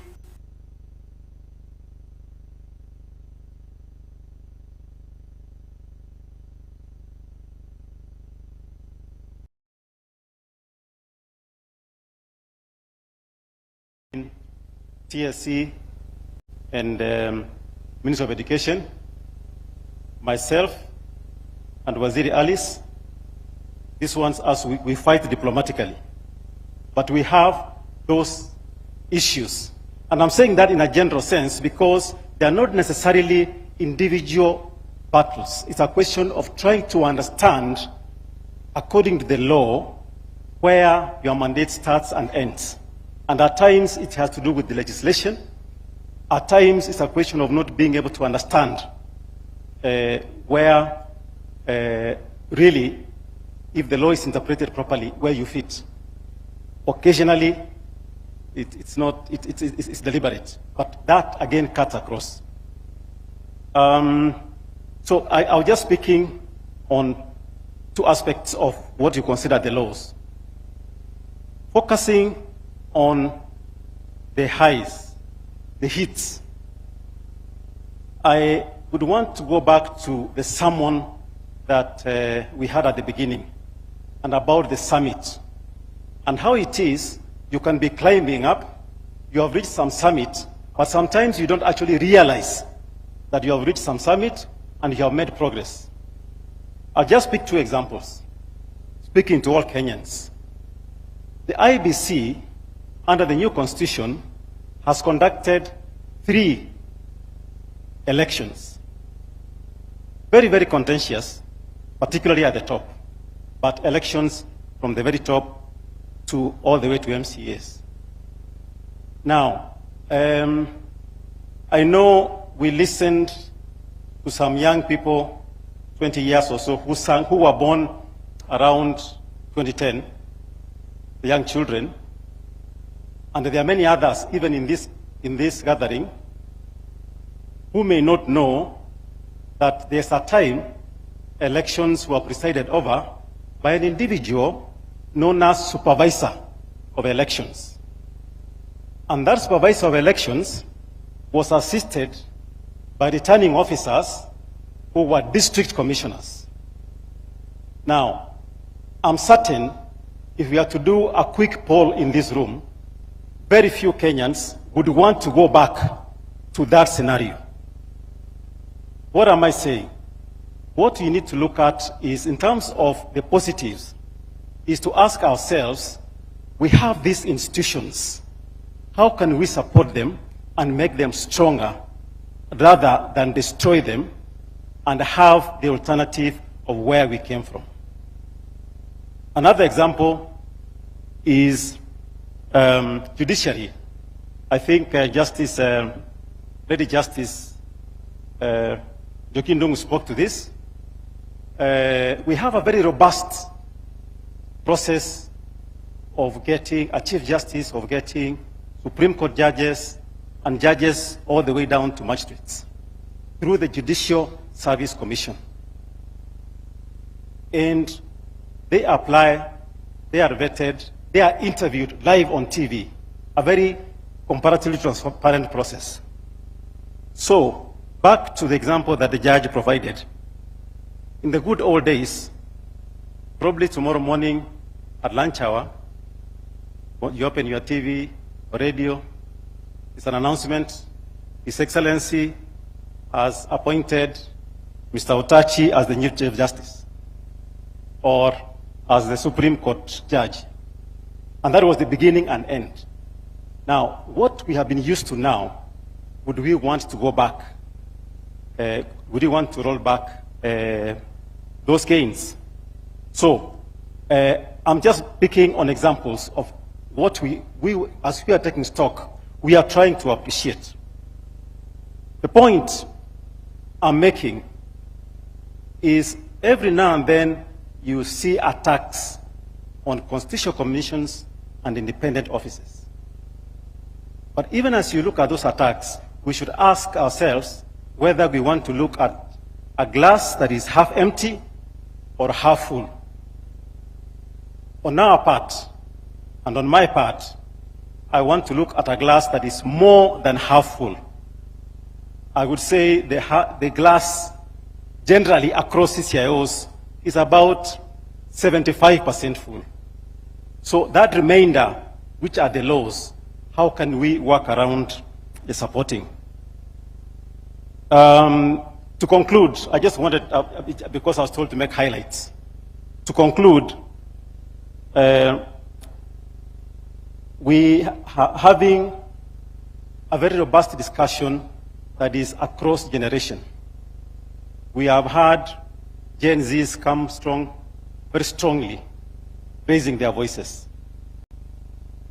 I would urge those who are involved in appointment of commissioners, holders of independent offices, consider the Gen Zs. Let us have a mix.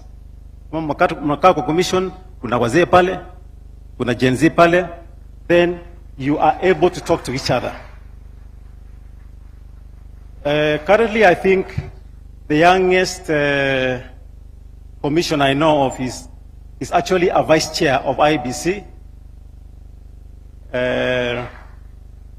Fahima Arafat, a young lady from a sort of marginalized community. I want to imagine you should be able to have those young people. I don't know whether 32 is Gen Z. Is that millennium? Millennial. Your Excellency, I know you started your career as a Gen Z. You got into politics in the 20s. So, can we encourage the Gen Zs? Can we bring them on board in this space so that they are not out there complaining, let them come in. Even, Your Excellency, even as you recycle us, see, when I'm about to finish this one, I'll come to you and be in Pati Ingine. But even as you recycle us, can you also look at the younger generation? Can we as Kenyans, as we go about our business, how can we get the younger Kenyans being part and parcel of that summit of the Constitution? I hope I have been brief enough, because I know the other speakers. Asanteni sana.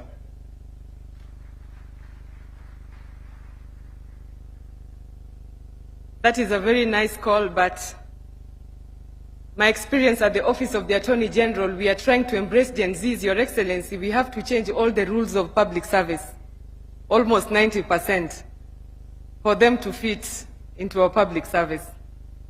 One of them is flexi working hours. So that is food for thought. At the heart of the 2010 Constitution is devolution. We would be remiss if we did not allow the Chair of the Council of Governors, Ahmed Abdullahi, to address this convocation. Very brief remarks, kindly.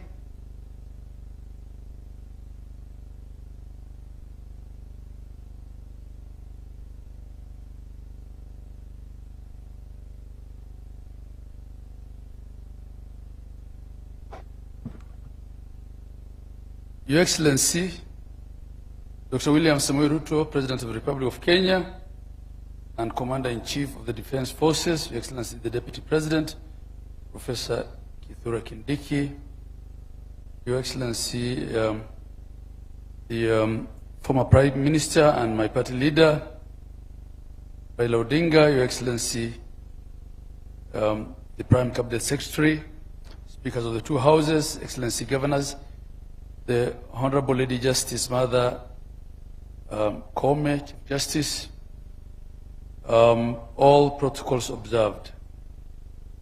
Excellencies, ladies and gentlemen, what a defining moment this is, celebrating 15 years after ushering in a new constitutional dispensation. On 27th of October 2010, at a time like now, a big crowd gathered at Uhuru Park, filled with hope that a new dawn had come. They cheered and danced, broke into jubilation as the then president, the late Honorable Mwai Kibaki, appended his signature to a new constitution in a historic gesture. He lifted it up and paraded it to a joyful crowd.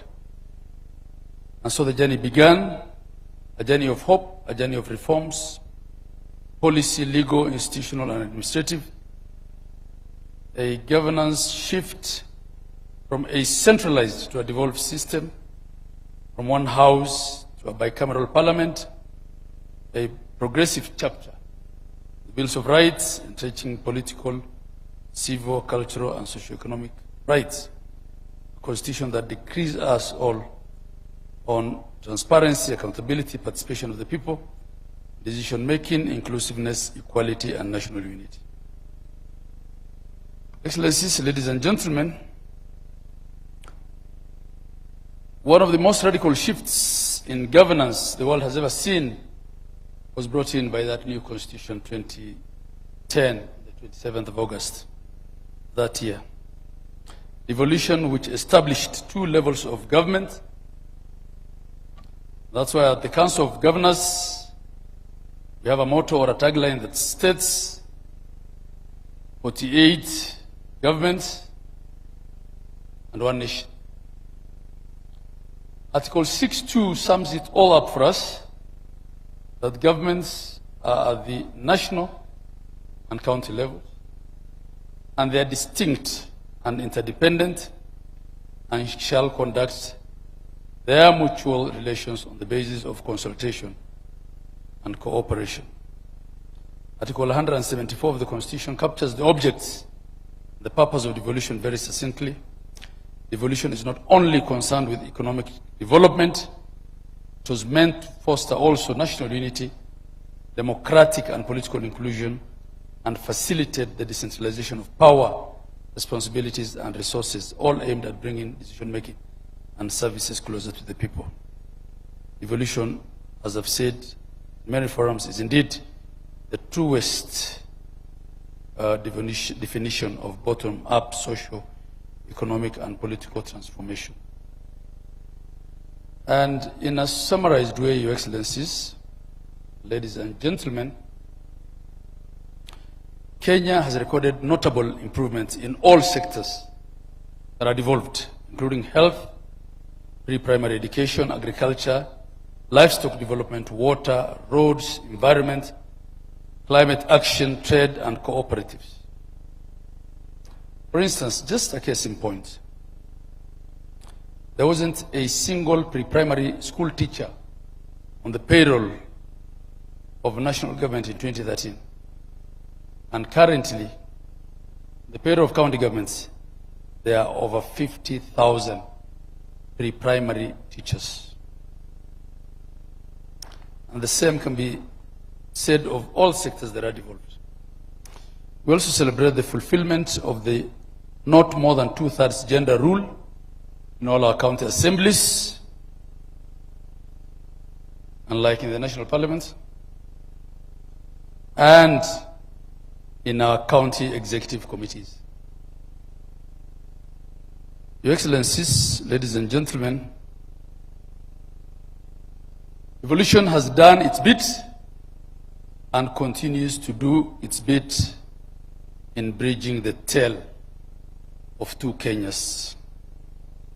As we celebrate Katiba Day today, this commemoration comes at a time when the nation is openly discussing the very challenges that led to the Constitution. Therefore, these demands that have been made are not new. They are the very promises of our Constitution. In fact, the socio-economic and environmental challenges that we have, in our view, at the Council, would have been worse without devolution. They would have been worse without Constitution 2010. We therefore must jealously guard this Constitution, including devolution and devolved governments. As county governments, we continue to aspire and to promise the nation that we will do our best to attain the highest standards of effectiveness. Your Excellency, in a summarized way, from the perspective of the county governments, through the COG, yes, devolution has done a lot. Yes, it has challenges. It's confronted by a number of challenges, including but not limited to administrative clawbacks, lack of uniformity in the application of the law, should I call it prejudice, by some oversight organs and some independent offices, inadequate resources, and delay in financing. We also have issues of the existence of subsidiary legislation and policies that predate the Constitution,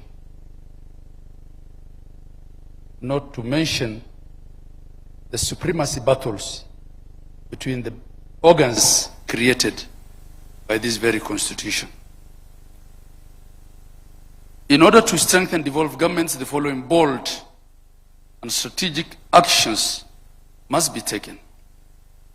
First, track the transfer of all functions and the attendant resources pursuant to the completion of the unbundling of functions.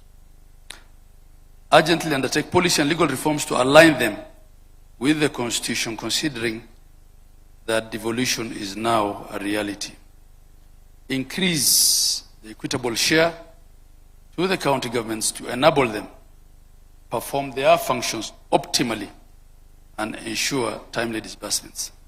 Strengthen intergovernmental relations, galvanize the support of development partners and the private sector and the civil society so that we share the promise of devolution is as captured in our Constitution. Your Excellency, Part of what we suffer here is also a bit of stereotype. As devolved units, my sister, the AG, that I really respect, referred to audit queries that say there's a lot of waste in counties. I haven't seen any audit queries that say there's more waste in counties than in the national government. I think that's part of the stereotype that we deal with as counties. I think I would really want to see that report and share it with the governors. As I conclude, I leave you on this reflective note that we should ask ourselves today, are we living to the ideals of our Constitution? When we meet here again, inshallah, in 15 years, will we still be confronted by the headlines of today? From today, let's all of us, because it's leaders of this country that are seated in here, and we're all leaders. We've been told it's not only the president that we should be pointing fingers at, we're all leaders in our own right. Let's all become champions of our Constitution, from our homes, to our churches, to our mosques, to our temples and shrines, and to our offices. And let's all recognize that devolution is indeed one of our national values. I thank you all, and God bless you.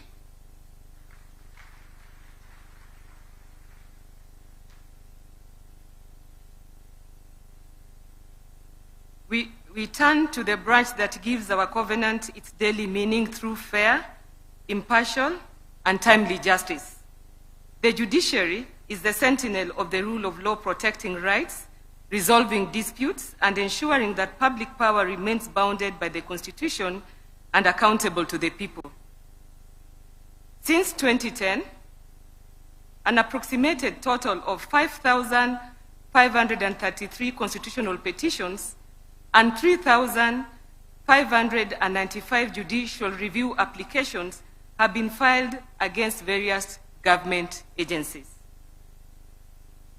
As Lord Denning once reminded us, a constitution is not to be interpreted like a last will and a testament, but as a living framework of government.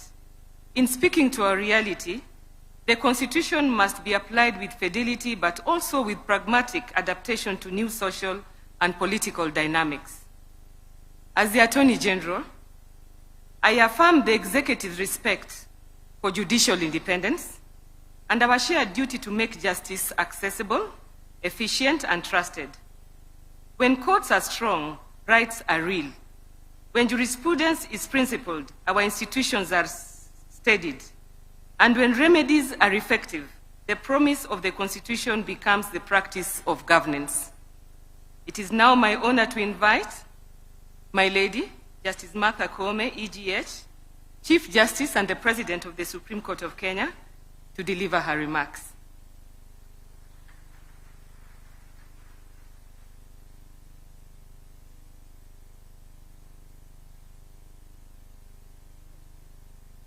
Thank you very much, the Honorable Attorney General, who is also the titular head of the bar. Your Excellency, the President of the Republic of Kenya, and Dr. William Samoei Ruto, allow me, for the interest of time, to abide by all the protocols that are being established and say that I recognize all the distinguished participants here this evening.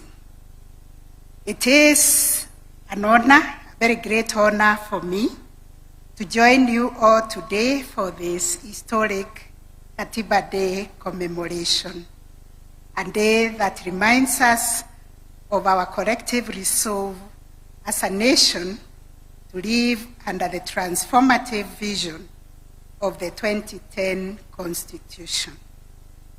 I also, Your Excellency, join the other speakers to thank you most sincerely for declaring that going forward, 27th August will be commemorated as Katiba Day, and also for convening this important summit and for bringing together the leadership of all arms of government, county governments, constitutional commissions, and independent offices to reflect together on the promises, responsibilities, and the enduring vision of our Constitution.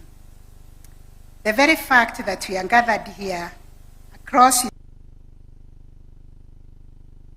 and governance mandate is itself testament to the spirit of our constitutional democracy. This gathering demonstrates that while we may have different roles, different perspectives and mandates, we are all united in our fidelity to one supreme law, to one people, the sovereign citizens of Kenya. Our Constitution establishes constitutional democracy, a system in which the will of the people is exercised within the bounds of the Constitution. And I wish to clarify that judiciary does not exercise overreach. When we interpret the Constitution, we are merely breathing life and spirit to the Constitution. And should there be overreach, it is quickly checked on appeal, and the issues are brought within the four contours of the Constitution.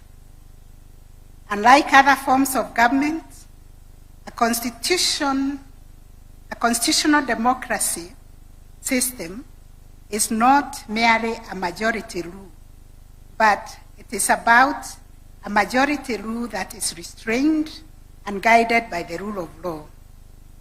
It is about the protection of the fundamental rights and recognition of dignity of every individual.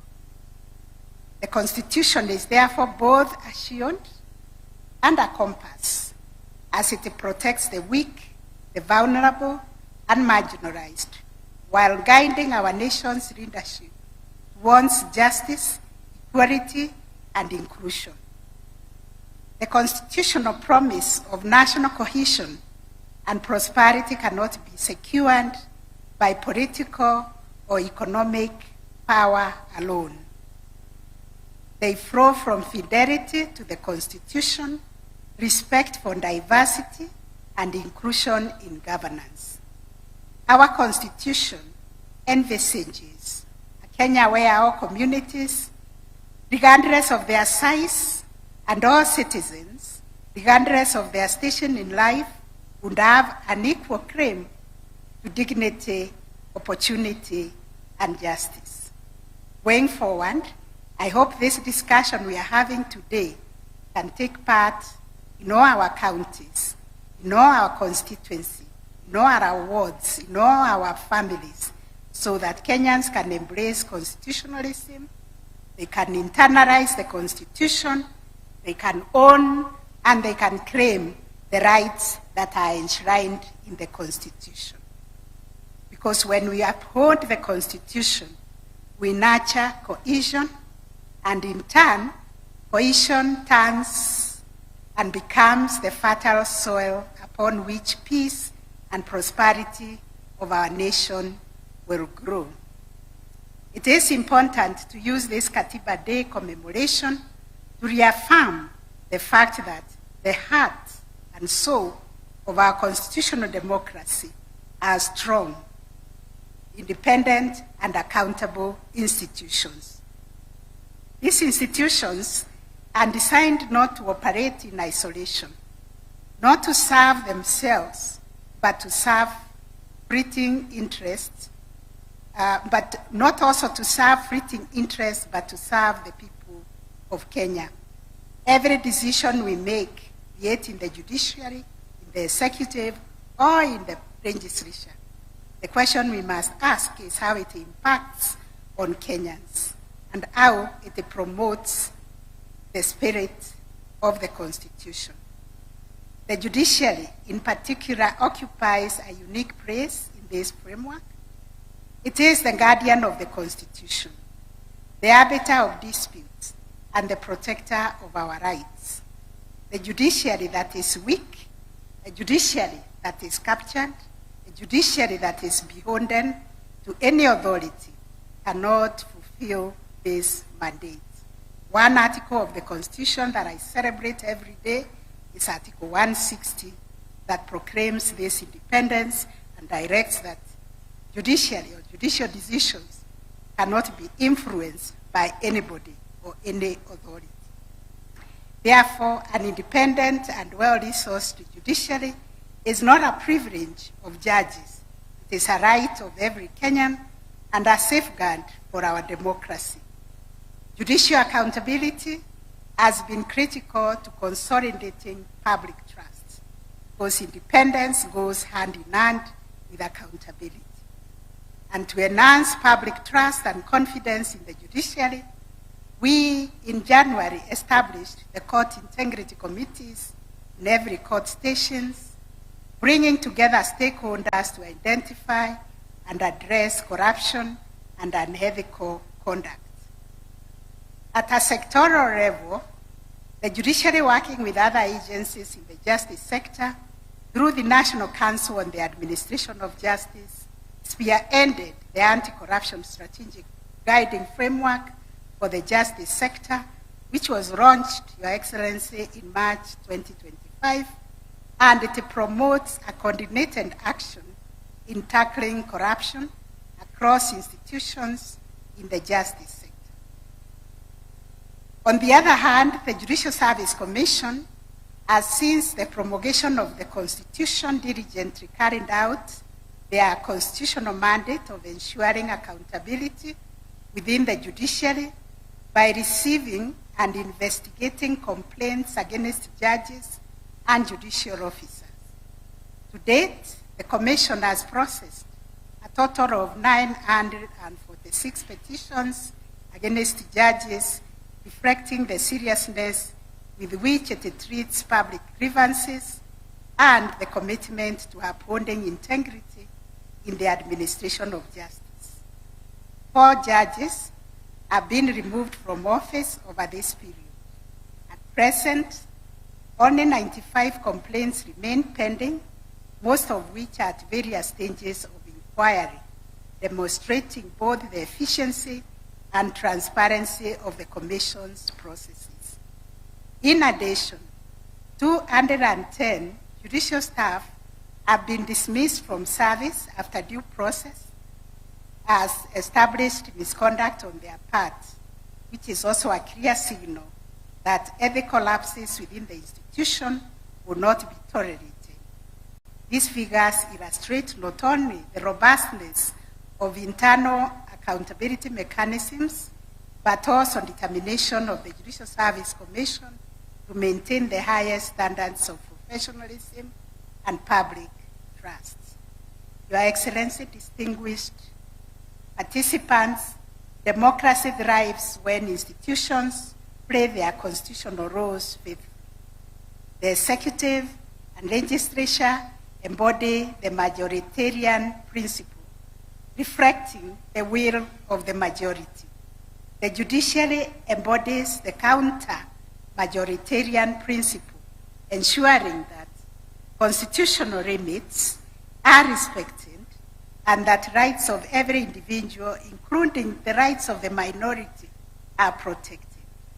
I must emphasize this balance is delicate but essential for accountability and proper governance. If the judiciary were to come under the control of any authority, or if its independence is compromised, the safeguard against abuse of power would collapse. That is why the judiciary's independence is not negotiable. It is the very backbone of our constitutional democracy. The drafters of our Constitution envisaged a government of separate but independent institutions. The executive, the legislature, judiciary, county government, independent offices, and commissions are all designed to check and counterbalance each other while working in harmony for the common good of our people. Mutual respect and constructive cooperation among institutions is absolutely critical. It is a constitutional requirement. When an institution remains faithful to its execution of the responsibilities and accords respect to other institutions, our democracy is strengthened, not weakened. Since the promulgation of the 2010 Constitution, the judiciary has undergone profound transformation through reforms in access to justice, the establishment of specialized courts, adoption of technology, and development of robust jurisprudence. The judiciary has sought to live up to its constitutional calling. The jurisprudence of our superior courts has clarified the scope of constitutional rights, reinforced the independence of institutions, protected devolution, strengthened electoral justice, and affirmed the supremacy of the Constitution over all persons and authorities. Currently, under the judiciary's blueprint, social transformation through access to justice, we are keen to ensure that justice is accessible to all Kenyans across the country. Indeed, these strides have not been without challenges, but they reflect the judiciary's striving to embody the spirit of Katiba. In conclusion, as we commemorate Katiba Day, let us remember that the Constitution is not self-executing. It is a promise, and this promise needs to be nurtured. It is a promise that can only be realized when leaders and institutions alike embrace it as our collective covenant. Today, as we stand together, we affirm before the people of Kenya that we remain bound together by our Constitution. Let this unity not be symbolic gathering, but a commitment to constitutionalism, justice, accountability, and service to our people. Your Excellency, distinguished leaders, may this Katiba Day inspire us to recommit ourselves to the transformative vision of the Constitution and to work faithfully with our people on the journey towards justice, peace, and prosperity. Asanteni sana. May God bless you. May God bless Kenya.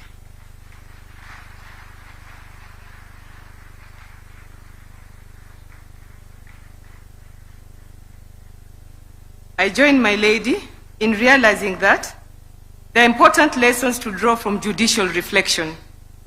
Chief Justice Beverly McLaughlin from Canada once stated that a constitution is not simply a legal document, it is a living tree which, by its very nature, must grow and adapt within its natural limits.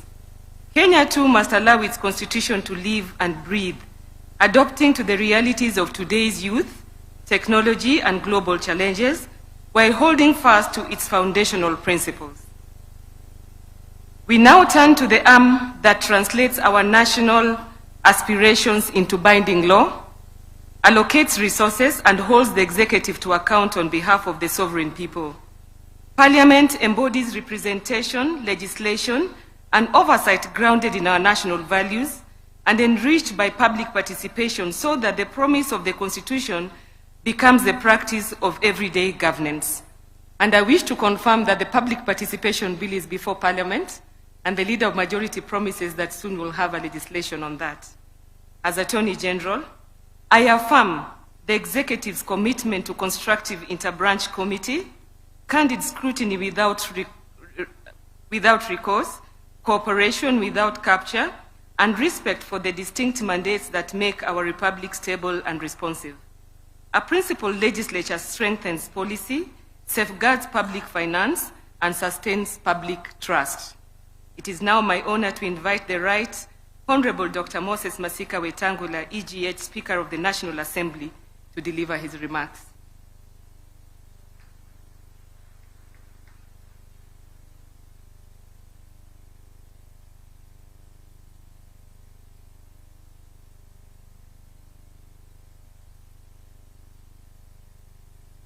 Thank you very much, Attorney General. Your Excellency, our President, our Deputy President, and allow me to ride on the established protocols. Congratulations to Your Excellency for setting aside this Katiba Day for our nation. It reminds us, in case we forget, that this was a long, winding journey to get to this Constitution. Today marks 15 years since the promulgation of the Constitution of Kenya. Katiba Day is therefore a day to reflect on the 15-year journey of the implementation of the Constitution by celebrating the milestones we have made so far. It is noteworthy that the Constitution of Kenya 2010 marked a paradigm shift from the governance structure under the repealed Constitution by, among others, recognizing the centrality of the people in the conduct of the affairs of our nation. As Parliament, we are conferred with the sacrosanct constitutional functions of legislation, representation, and oversight. Over the last 15 years, Parliament has been at the forefront of ensuring the implementation of the Constitution. Your Excellency, ladies and gentlemen, looking at the 15-year journey, the following is a highlight of our key achievements as Parliament, more particularly the National Assembly. Parliament passed and enacted 63 bills to implement the Constitution as spelled out in the 5th schedule to the Constitution. The legislation included legislation on leadership and integrity, representation of the people, land and environment, devolved government, public finance, and the public service, among others. Parliament has also passed and enacted 471 bills that have promoted good governance and social and economic development of the country. The bills include the recently passed Anti-Money Laundering Amendment Bill 2025 and the Conflict of Interest Bill 2025, which are now acts of Parliament. Further, to implement the Bill of Rights under Chapter 4 of the Constitution, Parliament has enacted and passed several pieces of legislation to promote the fundamental human rights, including the right to the highest standard of health and the right to accessible and adequate housing, this being the Social Health Insurance Act and the Affordable Housing Act, respectively, among others. The National Assembly has, over the past 15 years, provided for the financing of the national budget through enactment of 13 appropriation acts. The new Constitution vests the budget process in the National Assembly. Your Excellency, ladies and gentlemen, the National Assembly appropriates resources that are essential for execution of constitutional and statutory mandates of various organs of government.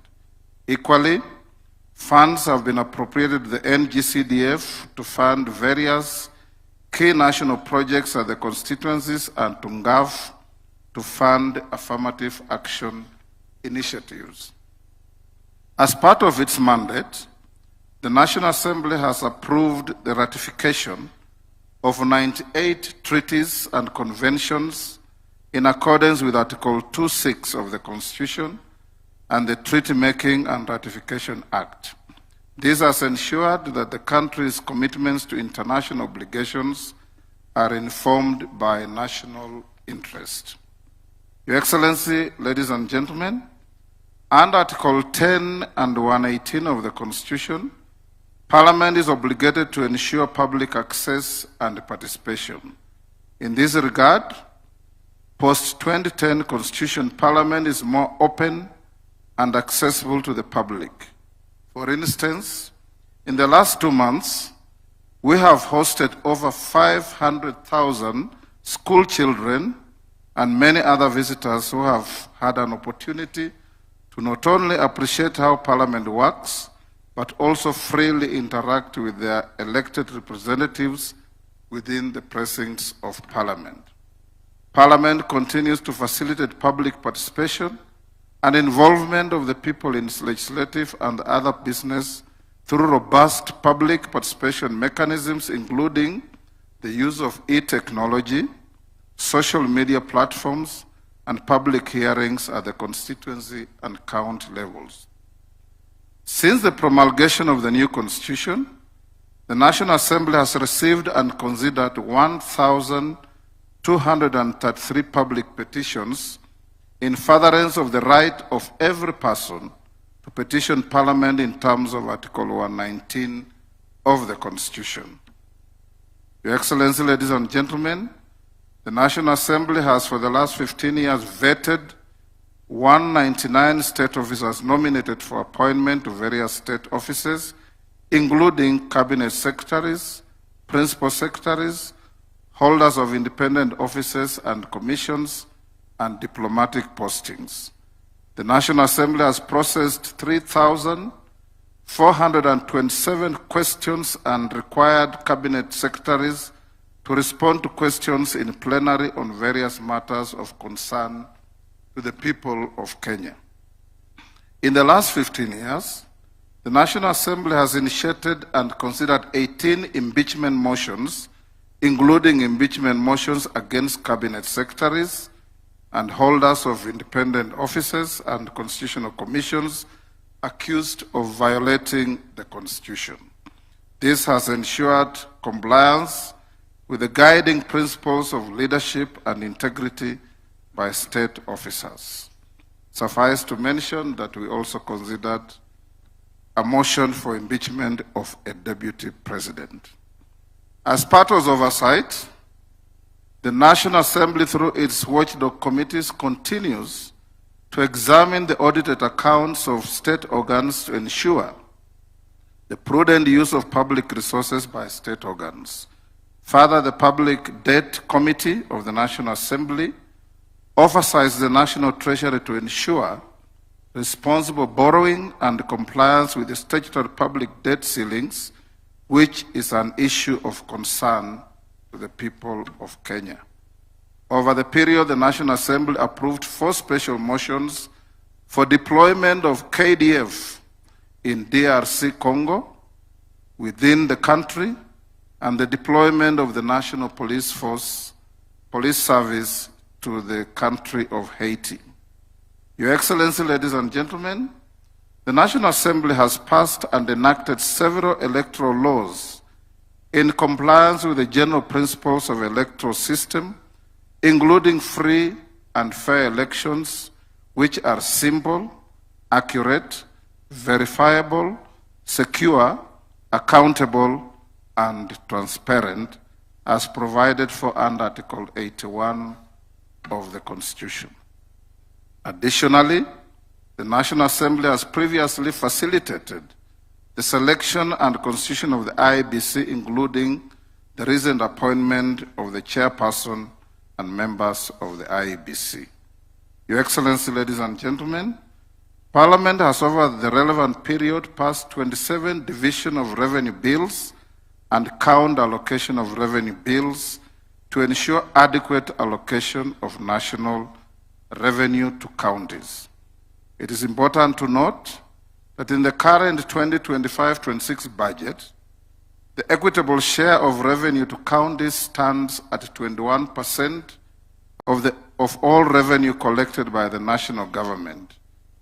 In real terms, the equitable share of revenue allocated to counties has grown from 190 billion in the financial year 2013-2014 to 415 billion in the financial year 2025-26.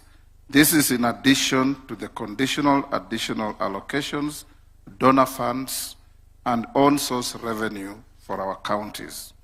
The National Assembly also engineered the operationalization of the House of Senate and 47 county assemblies by extending training, capacity building, and provision of startup staff.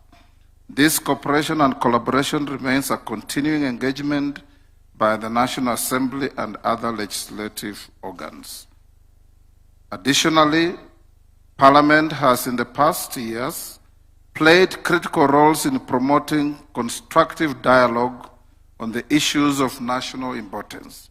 An example of such is the Building Bridges Initiative and the National Dialogue Committee process, commonly referred to as BBI and NADCO respectively. Your Excellency, ladies and gentlemen, while the achievement of the two-thirds gender rule has been elusive, the country has recorded a progressive growth of elected women in various categories. From 16 elected women members of parliament in single constituencies in 2013 general elections, we now boast of 29 women members of parliament, not to mention the 7 women governors elected by the people of Kenya. We have also recorded a significant number of elected youth to the National Assembly, which stands at 46 in the current National Assembly. Similar impressive numbers have been recorded in all our 47 counties. The Constitution 2010 led to the establishment of a bicameral legislature and increased members from 224 to 418. To this end, Parliament has undergone several structural developments to cater for the increased membership, including construction of the office complex, namely the Bunge Tower, and other attendant facilities. Your Excellency, ladies and gentlemen, from the foregoing, Parliament has indeed made great strides and achieved key milestones in facilitating the realization of the aspirations of the people of Kenya under the new Constitution. Our Parliament has become an admirable and appreciable benchmarking center for many parliaments seeking to learn on best practices and ideals of parliamentary democracy born out of our 2010 Constitution. Going to the future, Your Excellency, it is necessary to enact a clear law that deals with the issue of public participation. The Attorney General, cooperating with Parliament, has a draft bill that is before the House, which is now being harmonized by the House Committee with 2 other bills that were drafted by individual members, so that we can simplify and make public participation user-friendly, cost-effective, to avoid unnecessary and unhelpful duplex processes.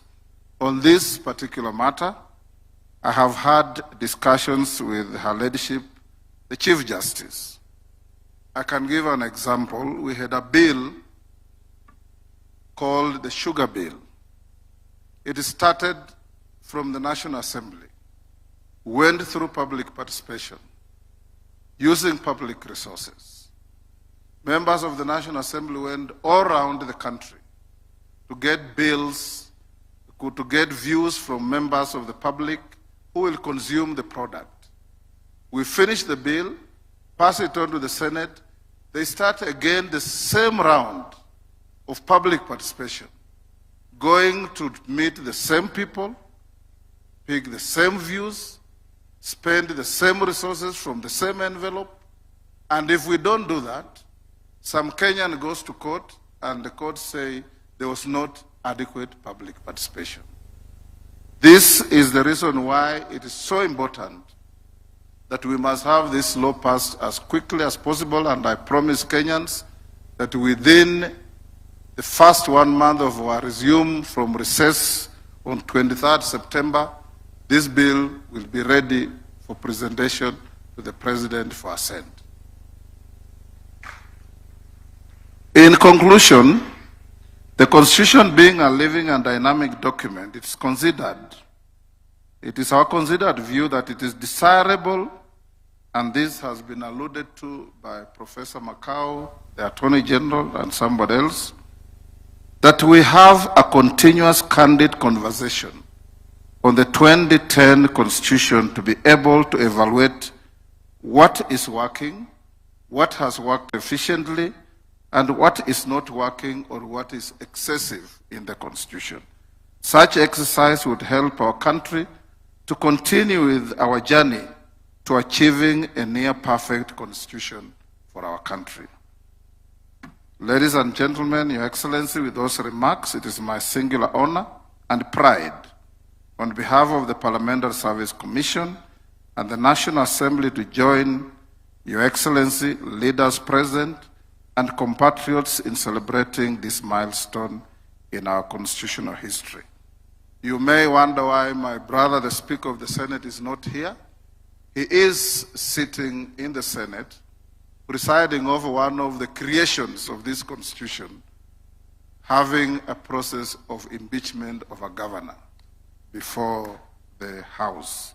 And this is the beauty of this Constitution, that if you are impeached at the county, you still have an appellate structure at the Senate for your case to be heard. And you still have an appellate structure to go to the courts to challenge whatever we do. This Constitution is wonderful, this Constitution is great, but it will be as great as we adhere to its ideals, to its principles, and its implementation. May God protect our country. May God make us more conscious of our rights, and may God make Kenyans understand and appreciate that we must be each other's keeper in protecting our country. Thank you.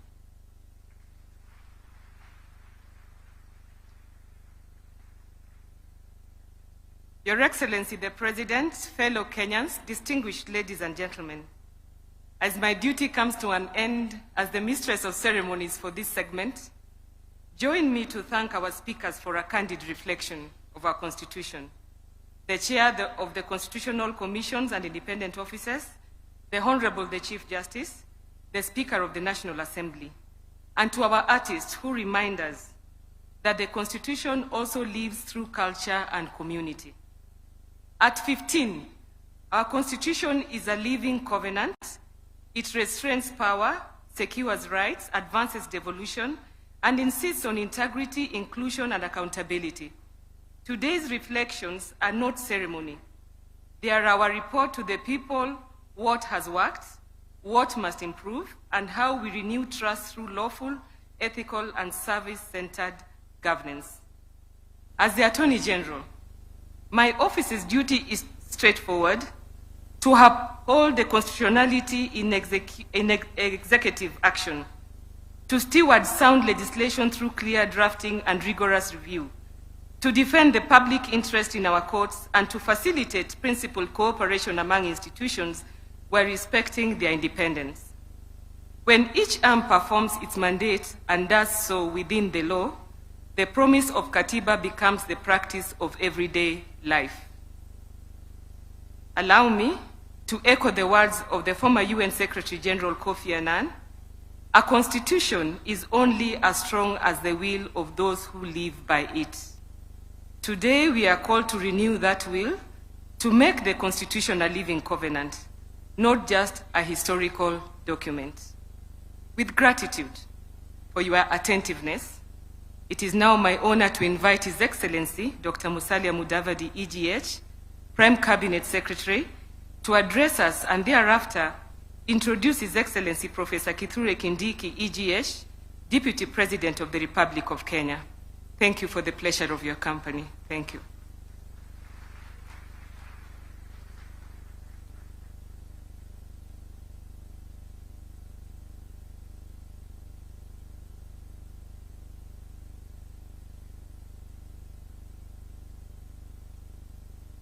Your Excellency, the President of the Republic of Kenya, Dr. William Samoei Ruto, Your Excellency, the Deputy President, Professor Kithure Kindiki, the Honorable Right Right Honorable Raila Odinga, colleagues, cabinet secretaries, distinguished guests, ladies and gentlemen. Your Excellency, let me join the long list of those who have congratulated you for this very important proclamation you have made in declaring this day an annual observance to renew our nationalism and commit to the ideals that bind us as one nation. I trust it will also be a good signal to the Ministry of Education to reintroduce civics as a fundamental subject in our educational institutions. Today, Kenya joins our over 60 countries globally that have designated and commemorate National Constitution Days. These include nations such as Norway, Denmark, the USA, China, and India, among others.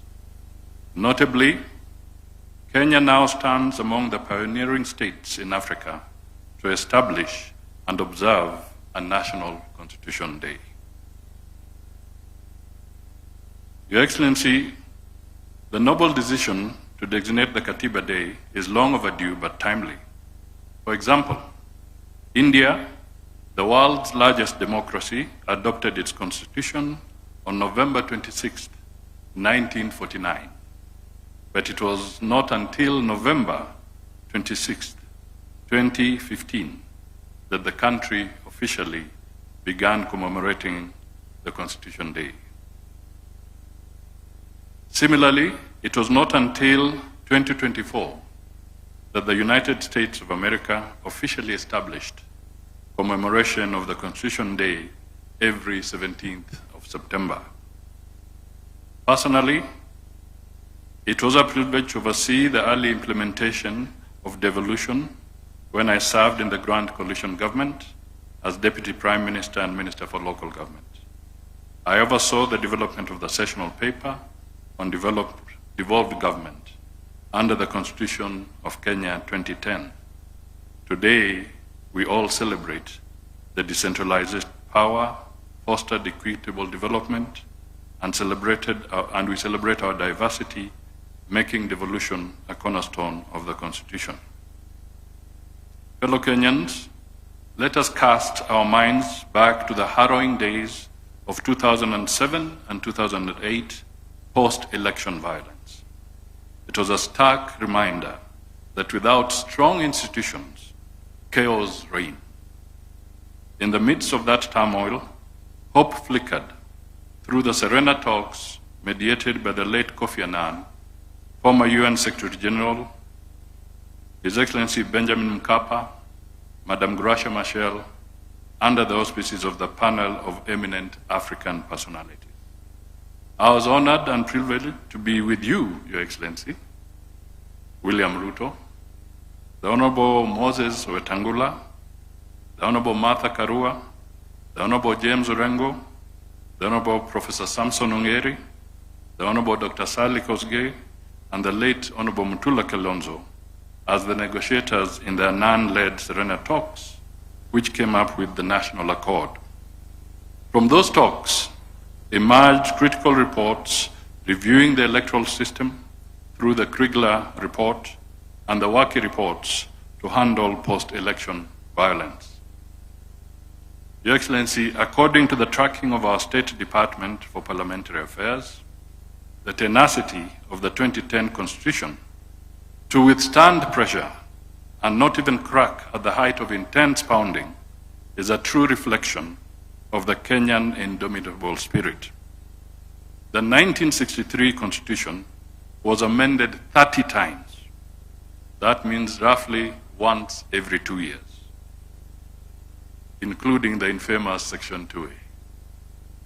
On the other hand, the 2010 Constitution has had 14 constitutional amendment attempts.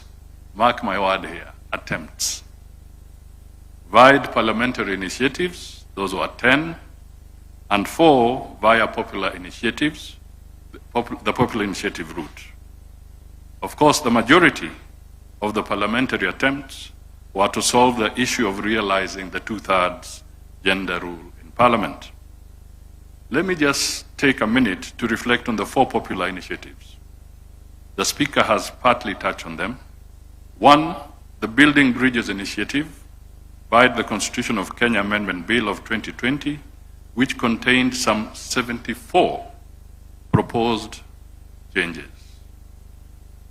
Then came the Okoa Kenya initiative, spearheaded by the COG coalition around 2015, which sought electoral reforms, changes to the structure of the IEBC, and increasing funding to counties under Article 203. Third, there was the Okoa Uchumi initiative in 2016, led by a civil society coalition aimed at physical reforms by amending provisions on public finance management. Lastly, there was the Punguza Muzigo Bill of 2019, sponsored by Ukuru Akot and the Third Way Alliance, which proposed far-reaching changes, including reducing the number of members of parliament, abolishing nominated seats, strengthening county governments, and altering the presidential term limits. Having looked at those, let me also pose a few rhetorical questions. Is it impossible to amend the 2010 Constitution? Or did the attempts not meet the constitutional threshold to amend? Or is it the Constitution resisting, amendments for want of procedure? Finally, does it also mean that this Constitution does not pander to political fiat? 15 years down the line, in this spirit of vigilance, we must firmly oppose any amendments that undermine the basic foundations of constitutionalism, particularly those that erode the sacred principle of separation of powers. The 3 arms of government, the executive, the judiciary, and the legislature, are independent, yet profoundly interdependent. Your Excellency, this Constitution has also been tested and proven to be built to create strong institutions. All of us will remember when on 1st September 2017, the Supreme Court surprised all and sundry when they annulled a presidential election. The executive then respected the court ruling, and the country went back to a repeat presidential election, the first such action on the African continent. That moment showed that Kenya, through the 2010 Constitution, had grown into a mature democracy. Your Excellency, as we celebrate the strides of the 2010 Constitution, let us be clear, the Constitution is not an end in itself, and this has been said by previous speakers. The one thing that we need to resolve is the need to look at the cost of implementation of the Constitution. And indeed, the Speaker has articulated this very effectively. We, from the Department of Parliamentary Affairs, have audited the legislative agenda of the government for the next 5 years since we came in under your leadership, Your Excellency. And the costing indicates that if we were to follow the normal route that we are taking today, it will cost us about 18 billion Kenya shillings to just deal with legislation, drafting of policies, and working towards that. And this is something that has been brought out, costed by the individual departments. Now, we must look at it in the context of the impact on the taxpayer.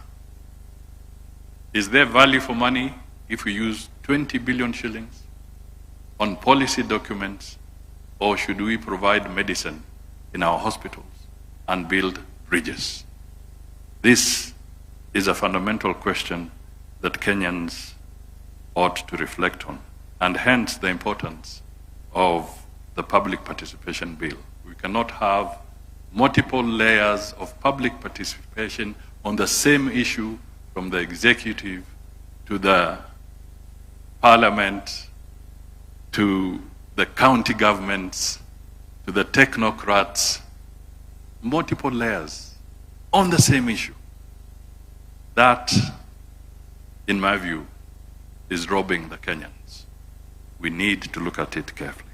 Finally, Your Excellency, having said all this, I was very careful. I came with written remarks because on matters constitution, you don't want to be misquoted. But let me end by once again saluting Kenyans for the 2010 Constitution and really reiterating that this is a foundation of our legacy as a stable democracy, and through a stable constitution, stable democracy, we shall attract more investment and create better opportunities for our Kenyan people. It is now my duty, Your Excellency, to invite His Excellency the Deputy President to come back to the podium so that he can navigate us to the final stage with you. I just want to tease him a little bit as he comes. I saw in the program, Your Excellency, the song, My Land is Kenya, and I was waiting for it because the writer and composer of that song was a gentleman who went to Nairobi School, and he was born in Kenya. He was called Roger Whittaker. And this gentleman went to Lenana. Mr. Deputy President, it's your turn.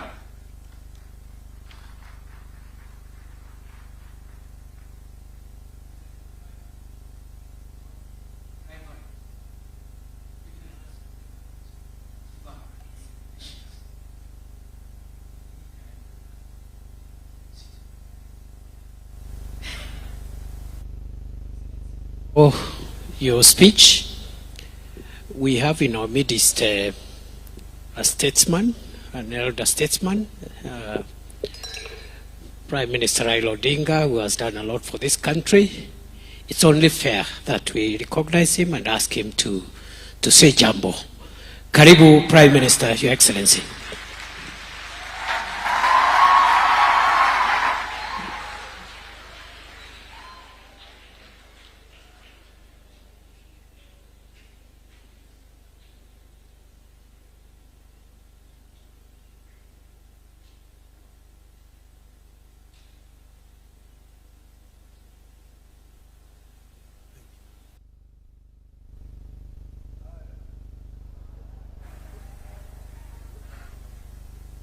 Your Excellency,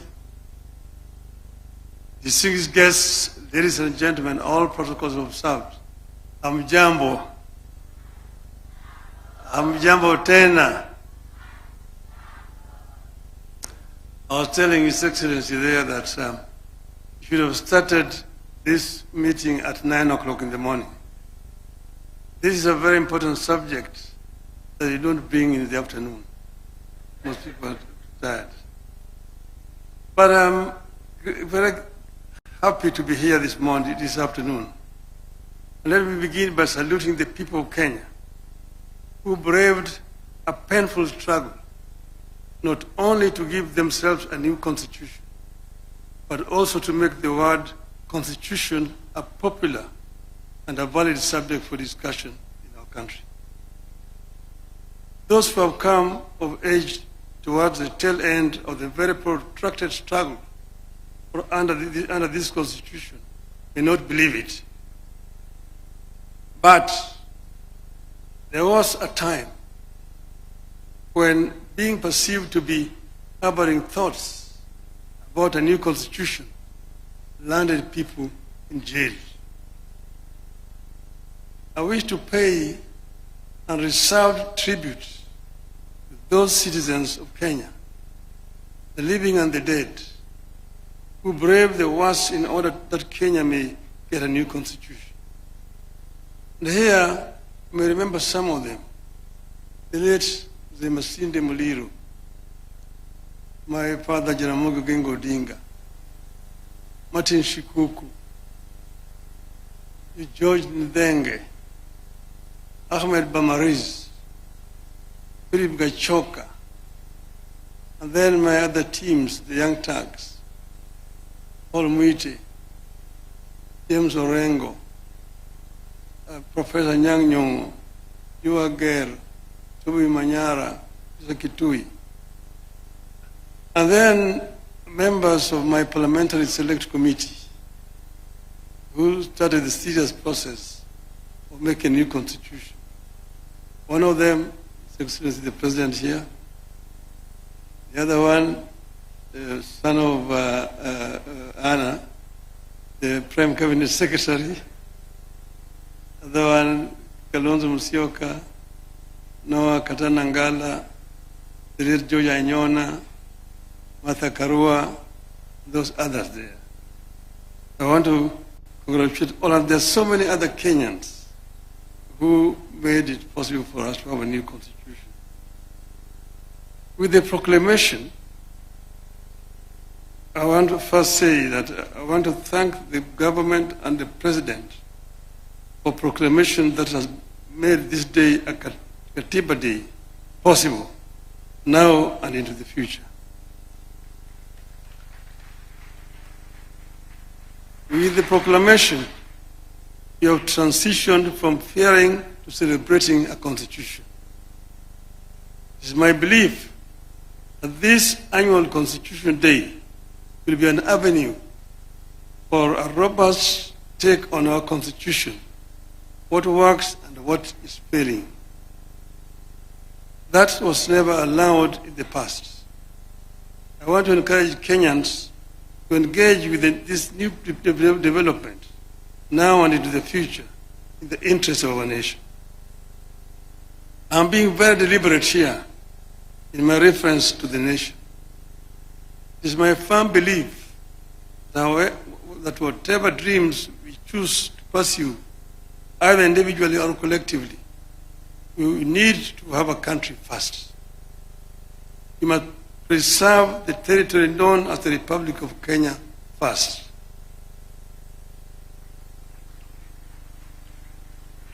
Then, within that territory, you can agree or disagree on the validity of our dreams as individuals or a nation. Since you promulgated the Constitution 2010, we have reaped a bountiful in some areas and a whirlwind in others. I wish to reflect with you on how some of the institutions that came with the Constitution have improved our country, where others have left plenty of room for improvement. Fellow Kenyans, before the 2010 Constitution, the High Court was identified as a core enabler of the maintenance and extension of tyrannical rule in Kenya.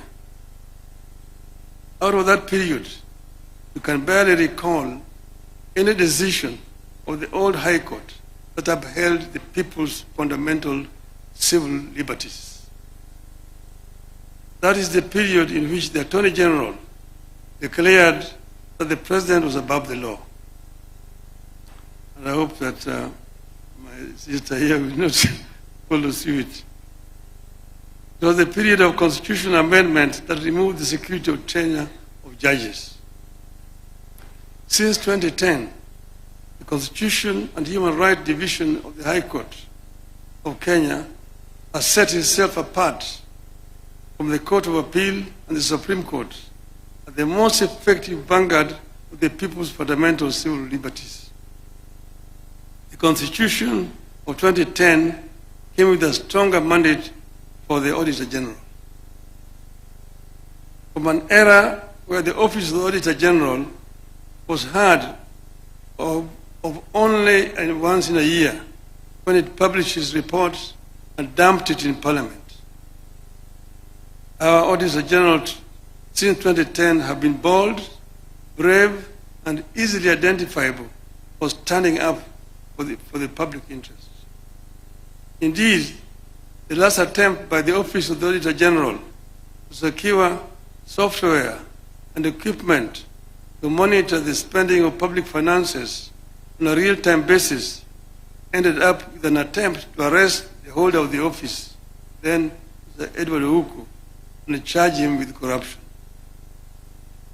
Today, we receive constant and intermittent disclosures of financial impropriety and lack of accountability in government. What we receive is a far cry from what we should be having, but they represent a very drastic departure from what used to be. The Commission for Revenue Allocation also came with the new constitution against the background of a past skewed allocation of natural resources. Since 2010, the commission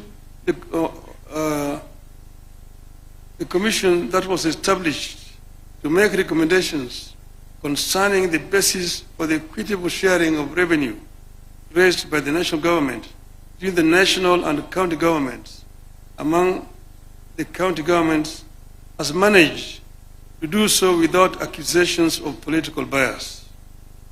I believe that without the diligent work of the CRA, devolution would have become the single most divisive development in modern Kenya. Ladies and gentlemen, some of the institutions of the 2010 Constitution have let the country down, of course, in my estimation. The National Police Service, in my view, has left us worse off than we were before 2010. Abuse of the right to life, degradation of human dignity, torture and denial of security of person by the police have increased under the watch of National Police Service. While the current effort by the government to compensate victims of protests offers some ray of hope with regard to policing, it may be time for the country to rethink its approach to police reform. Your Excellency, I know that they have done it elsewhere. They did it next door here in Tanzania. In Tanzania, the police are civil. When they come to arrest you, they come and salute and say, "Ndugu, naomba nikushike." And then you say, "Twende."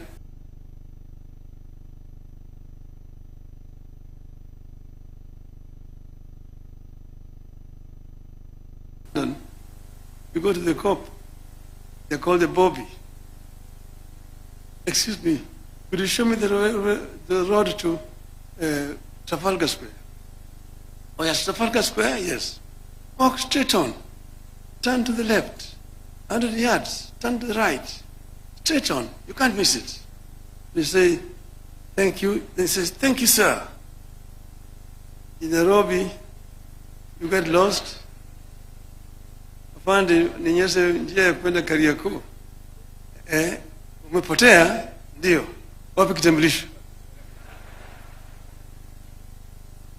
"Oh, sikubeba kitambulisho, niliwacha nyumbani." "Una kitambulisho?" Bingo. In the cells. Tomorrow you are in court, loitering with the intention to commit a felony. We need to change this. The Independent Electoral and Boundaries Commission equally stands out as an institution that has made no progress securing for Kenyans what they sought. The same issues that Kenyans faced in 1992 when it held its first multi-party elections still hound us. Let us hope that the new electoral commission that we put in place is going to make a difference. Confidence in the commission remains extremely low. Election officials and the processes remain some of the most distrusted and divisive in Kenya. Our elections are some of the most expensive in the world. that the cost of per ballot is much higher, 5 times it is in the United States.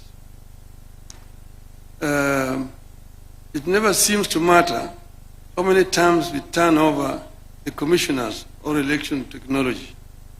The doubts remain while the costs get higher.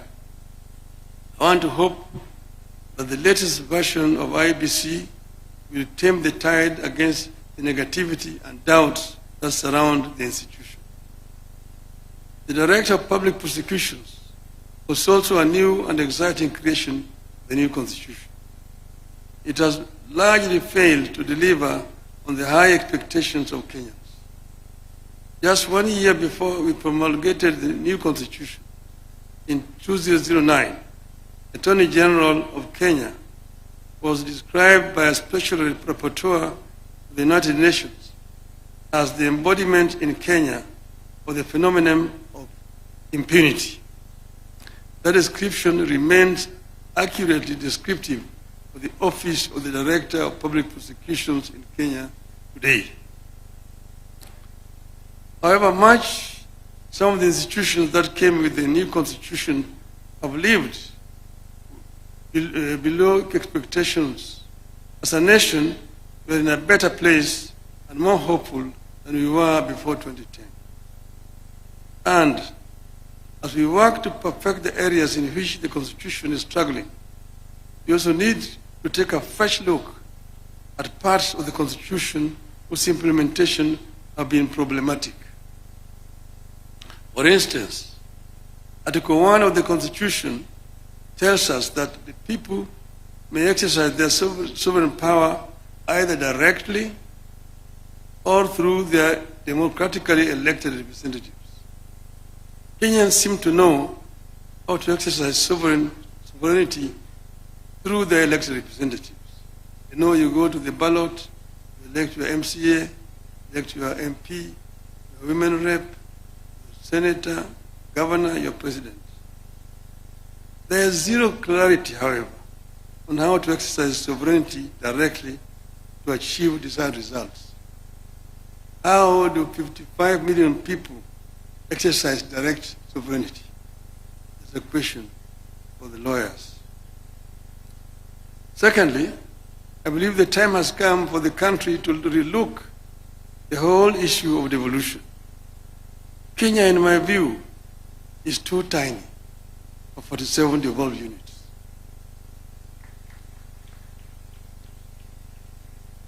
We are just 5 short of the United States, which is a continent. Nigeria, with over 200 million people, has got 34 plus Abuja. South Africa has got 9 provinces. I won't advocate for abolition of any county, but I believe we are ripe for a 3-tier system that has county, regional, and national governments. I believe the articles introduced in the Constitution to strengthen the provincial administration need to be reviewed with a view to abolishing the system. This was an issue at Bomas of Kenya, the provincial administration. And we said it was a relic of colonialism that has no place in independent Kenya, yet we seem to be reviving it. We equally need a review of all the laws that create national institutions and funds for functions better performed by county governments. We are not opposed to implementing projects at the constituency. But under this constitution, constituency is not a devolved unit. Devolution has 2 levels, national and county levels. It is not right for the national government to jump the county government and create another unit below the county government where you call it NG. It is not necessary. Work through the county government. The money that we are giving to these people to go and implement projects at the constituency, give it to the counties. The county be the ones implementing. And let Parliament do what is constitutionally mandated to do. Representation, legislation, and oversight. Because if you are yourself a contractor and you are a member of parliament, who is oversighting you? I've said this amendment that you brought to the parliament, bring it there, but let us take it to the people. Let us take it to a referendum and test if the people will accept it. Let us check if the people will accept that members of parliament can be oversighting and also implementing at the same time. Over this, there's no compromise. So, Your Excellency, I know that this particular stand is making me very unpopular, but I just don't care. I will stand my ground on this particular issue. With those many remarks, thank you very much. Happy Katiba Day.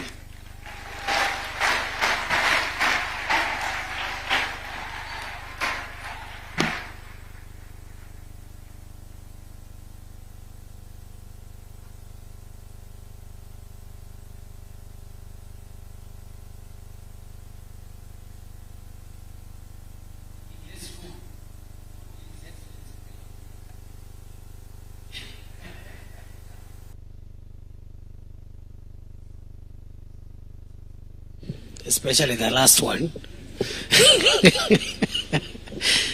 because he says he knows what the mood is like, but he really doesn't care. We've been here for a very long time. I request we stand up, stretch ourselves, as we invite His Excellency President William Ruto to come and address us as we crown off the first Katiba Day celebrations. Welcome, Mr. President.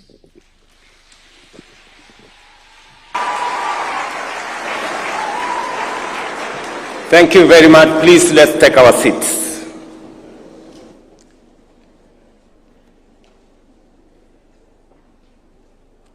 Your Excellencies, honorable members, ladies and gentlemen,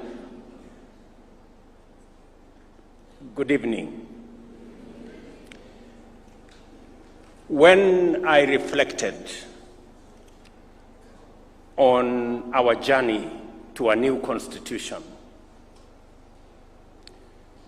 and as has been ably put by those who have spoken before me, especially the former Prime Minister, we were members of the Parliamentary Select Committee that midwifed the constitution-making process. At some point, he was chair. At some point, I was chair. But we all participated in this journey. And as I reflected on our journey towards a new constitution, I was reminded in my conscience that when we got a new constitution, we seemed to have said we are done with matters constitution. And that is why I decided that maybe it is time. It may be 15 years down the road, but it's never too late to do the right thing. And that is why I signed a proclamation for us to celebrate this day, the day that we promulgated a new constitution, as Katiba Day. And I want to thank all of you for honoring my invitation so that we can do this together.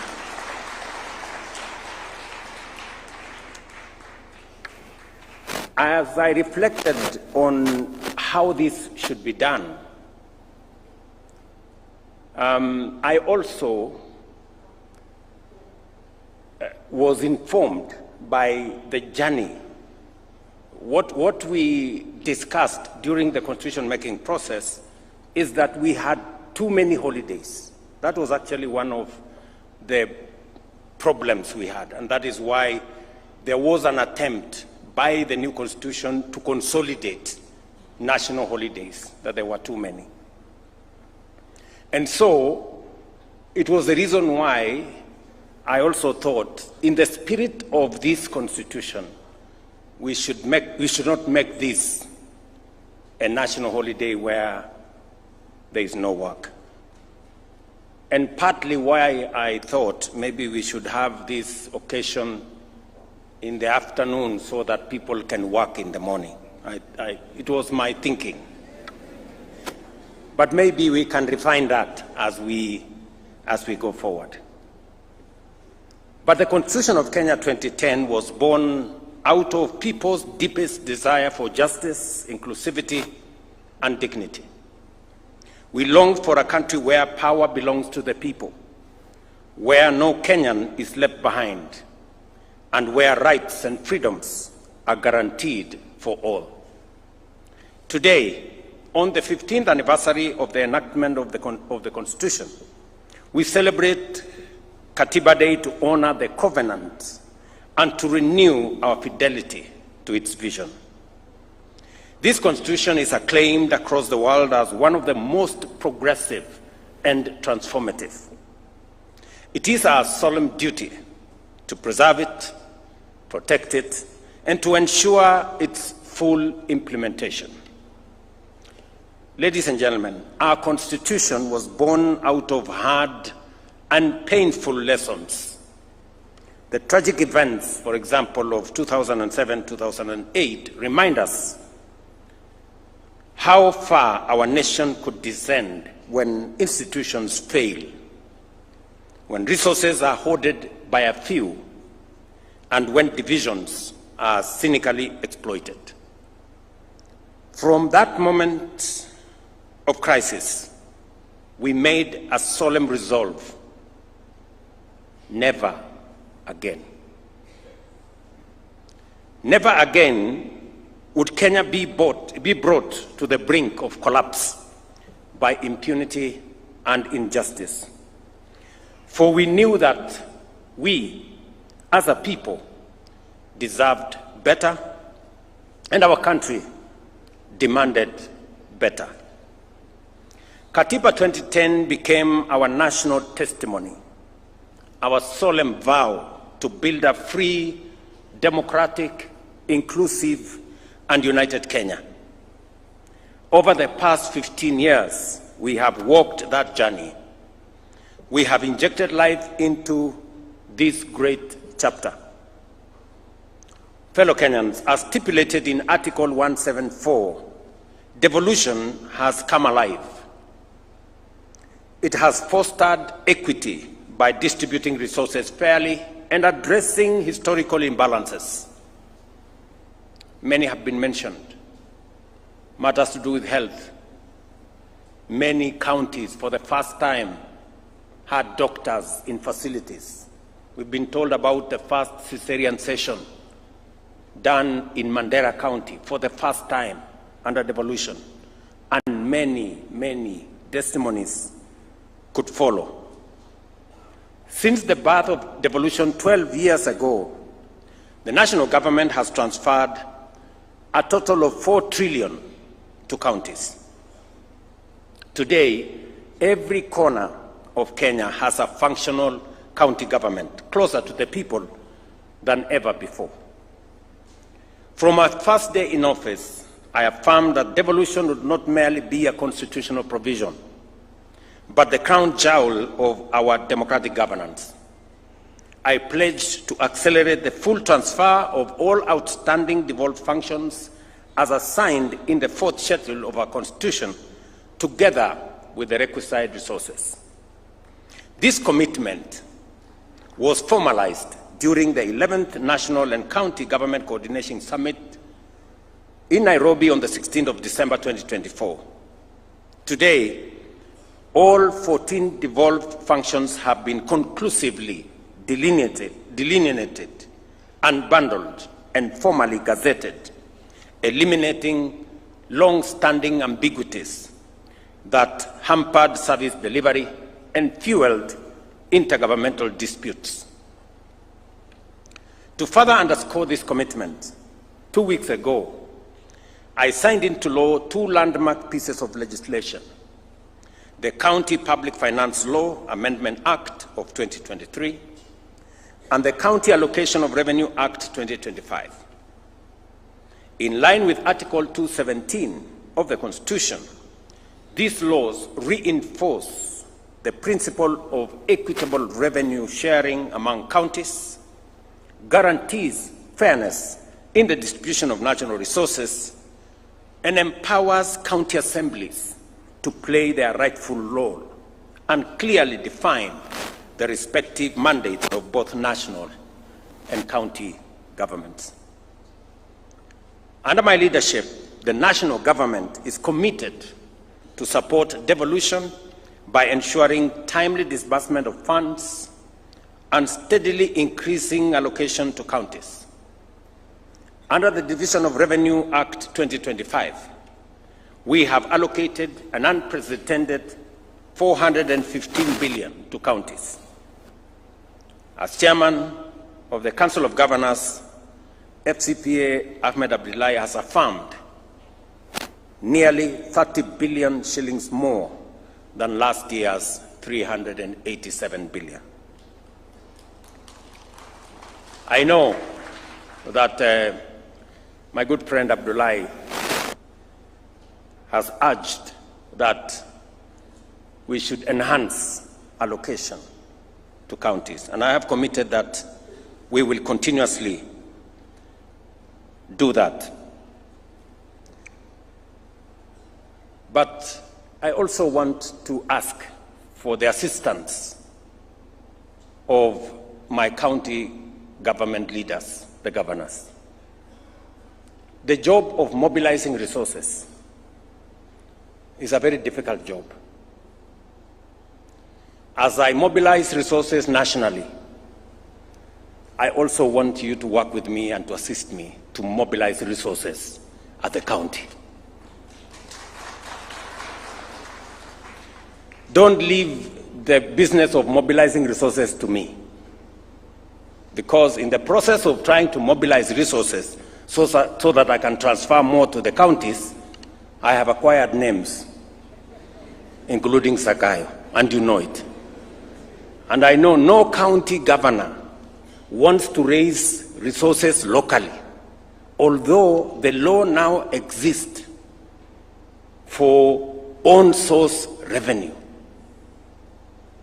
I would want to ask of you, governors, please, even as you urge me to transfer more resources because I have to mobilize, also look at the opportunity to mobilize resources locally. Even if you are called Sakayo at the county, it will not make any difference. It is still okay.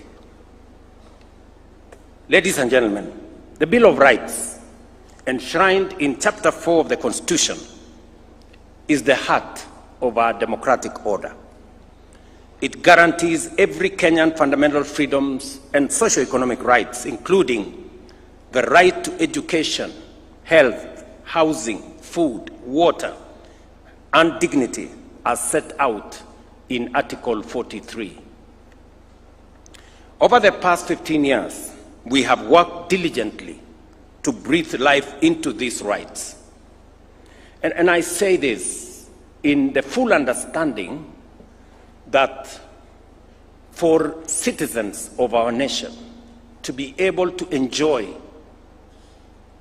our democratic credentials, to be able to enjoy the rule of law and constitutionalism, there are rights guaranteed under Article 43, social and economic rights, that are fundamental to citizens enjoying other rights. A Sikh, ignorant, uneducated,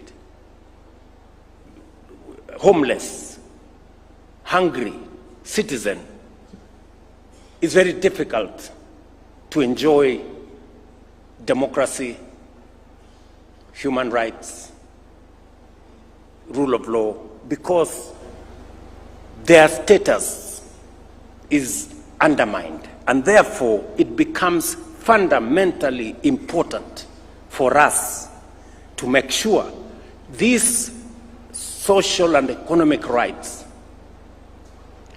do not continue to be a privilege for those who can afford. They should be a right for every citizen, because that is what the Constitution says. And therefore, I want to ask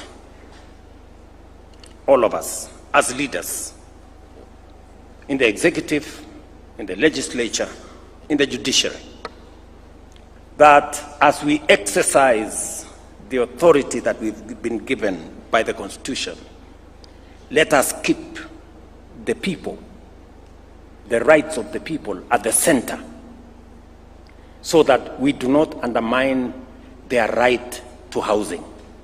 We do not undermine their right to health. We do not undermine their right to education. And that all our acts work in concert to facilitate the attainment of those rights by the people of Kenya. We have worked diligently to breathe, as I said, life into these rights. Free primary and day education has opened doors to opportunities for millions of children from every corner of our nation. We have successfully transitioned to the competence-based education and training system, making our education more relevant, practical, and aligned with the demands of the 21st century. Our student-centered funding model is expanding access for learners while securing the sustainability of our universities. By January next year, we will have recruited a record 100,000 new teachers in just 3 years, a significant achievement that has strengthened our education system and improved learning outcomes across the country. This is in addition to the construction of 23,000 classrooms that has been done in collaboration with our members of parliament using the NGCDF. Fellow Kenyans, our affordable housing program is delivering safe and decent homes to families across the country, affirming that shelter is not a privilege for a few, but a constitutional entitlement for every Kenyan. Today, over 160,000 housing units are under construction, each one providing not only a roof over a family's head, but also creating thousands of jobs for our young people, artisans, and professionals.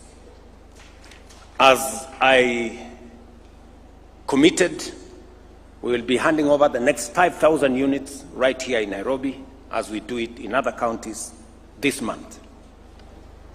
On universal health coverage, we are ensuring that illness no longer drives families into poverty, and that access to quality health care is upheld as a right of every citizen. Despite the inevitable challenges of transition, which are being systematically addressed, the progress is demonstrable and undeniable. As of today, 25.7 million Kenyans have registered with the Social Health Authority, a clear indication of confidence in this reform. Through SHA, we are delivering healthcare to millions of Kenyans in direct, practical, and impactful ways.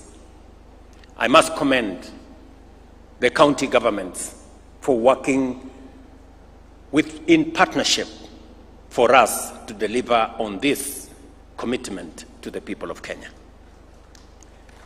Ladies and gentlemen, our independent constitution established under Chapter 15 of the Constitution are the pillars that safeguard the sovereignty of the people. The judiciary, parliament, and constitutional commissions operate independently to ensure justice is served resources are protected, and leadership remains accountable. Yet while independent, they are also interdependent, bound together by the shared duty to uphold the Constitution and serve the public good. Parliament relies on reports from oversight agencies. The judiciary requires laws passed by Parliament, and the executive depends on checks and guidance of all institutions to deliver effectively. This balance of independence and interdependence is the genius of our constitutional design.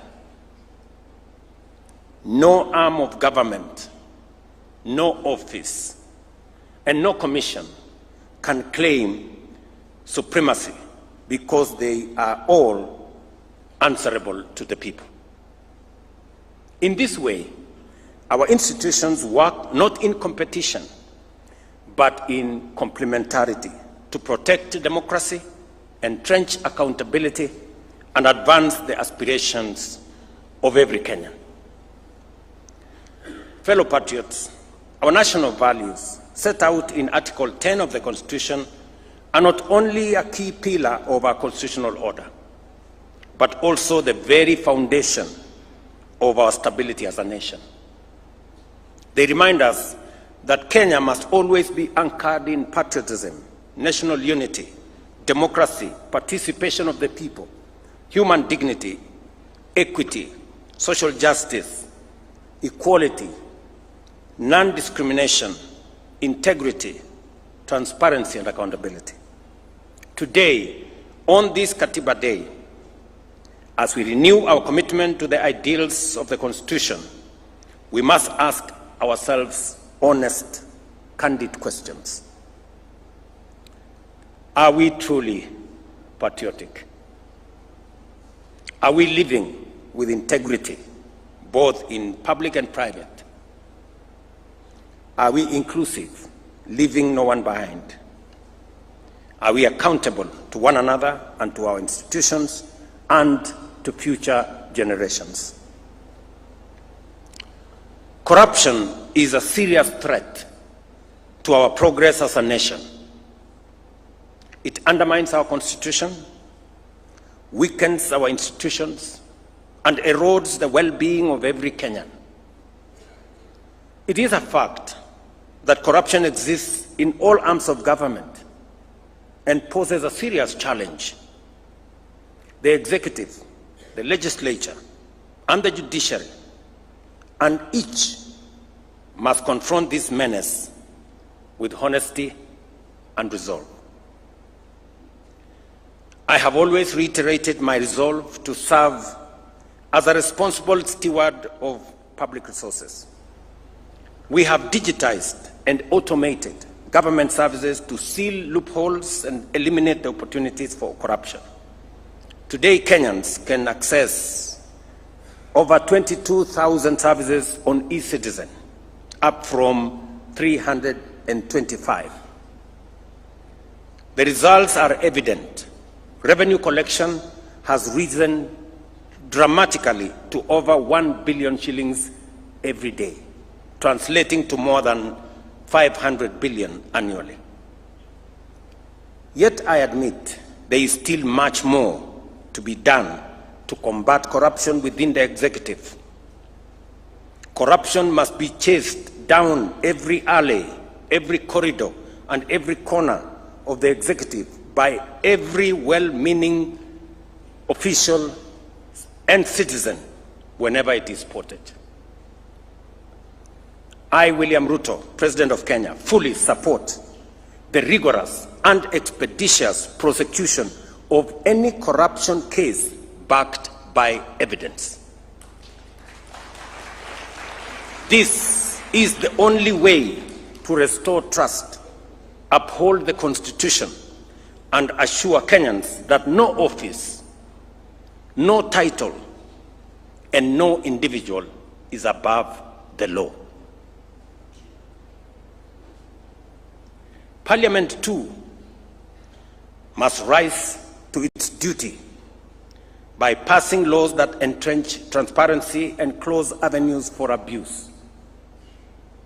I commend Parliament for passing the Conflict of Interest Bill, now law, which I have signed. This law strengthens ethical standards and closes loopholes that allowed abuse of office. But as Parliament performs oversight and demands accountability from others, it must also remain accountable to the people of Kenya. This calls for a candid and honest conversation within Parliament. Shall members be counted among those who demand and enforce accountability, or among those who undermine the Constitution by entrenching corruption and impunity? That's a question, Mr. Speaker, Parliament must ask itself. Ladies and gentlemen, the judiciary, entrusted under Article 159, must equally guarantee swift, impartial, and credible justice.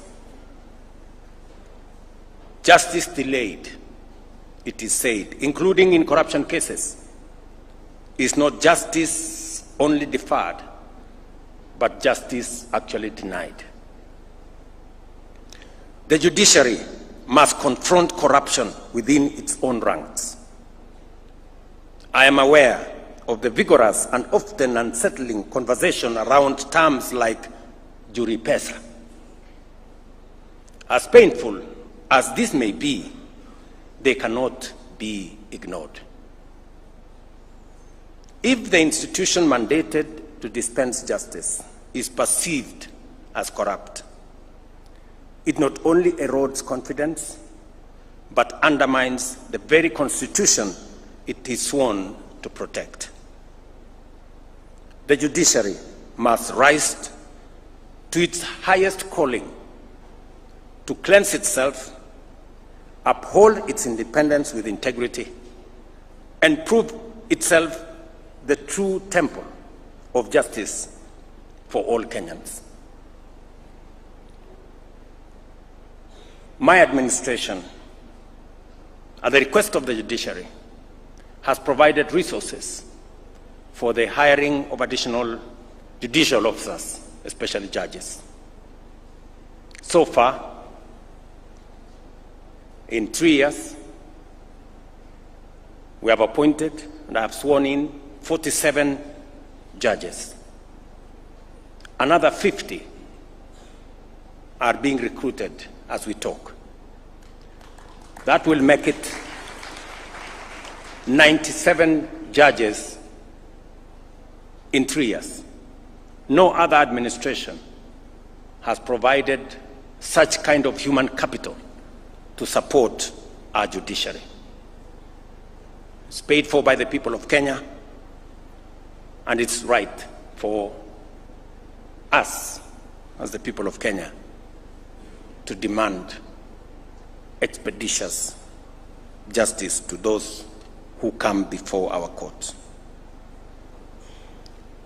In summary, fellow citizens, our national values must not remain words on paper. They must be lived, practiced, and defended every day by every institution, by every leader, and by every citizen.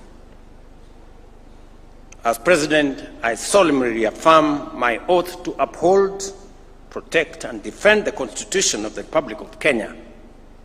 I call upon all arms of government, the executive, Parliament, and the judiciary, as well as our independent institutions and every citizen of our republic, to faithfully discharge their responsibilities in fidelity to the Constitution, knowing very well that all of us are citizens of this country. Every right we enjoy comes with obligations.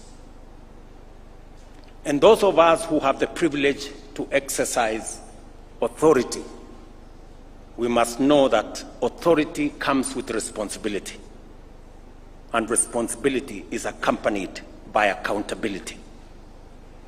And therefore, we must act in the context of what the Constitution allows us to do. For it is not only through our shared commitment that we can secure justice, uphold democracy, guarantee the prosperity of our nation, and truly breathe life into our Constitution, but by doing it together, united as a nation. I am very happy that, though late, we have today started the journey to celebrate Katiba Day, so that we can use this day to continue the robust conversation that Kenyans are used to. We have heard from the Right Honorable Raila Odinga the aspects that, in his view, require review. There are those who have other ideas.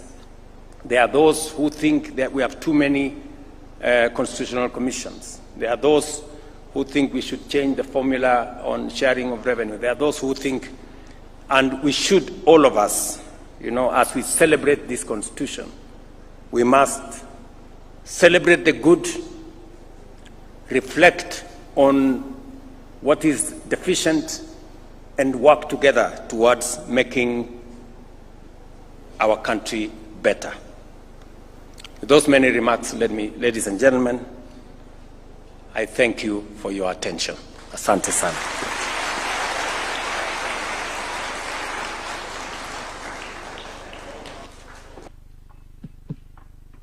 Of applause for His Excellency. One more time, thank you very much, Your Excellency. I'll request that we take our seats, and I'll invite the following. We have a session where we are going to have the reaffirmation of the commitment of the covenant, which is the Constitution, and this is going to be signified by signing of the reaffirmation by different individuals who represent various arms of the government. So as we set up the stage, let's have My Land is Kenya done by a trio out of the State House Choir.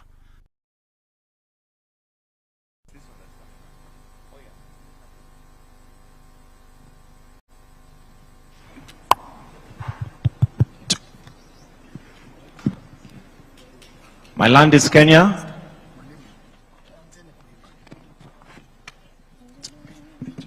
And for those of you that would like to sing along, it is on page 8 of the program. Page 8 of the program, My Land is Kenya. Let me also just take this opportunity to mention that I'm also an old boy of Nairobi School, so we had to make sure that it happens. You only got one mama, you only got one pa. You only got one life to live, no matter who you are. You can go the whole world over, every city has its dawn.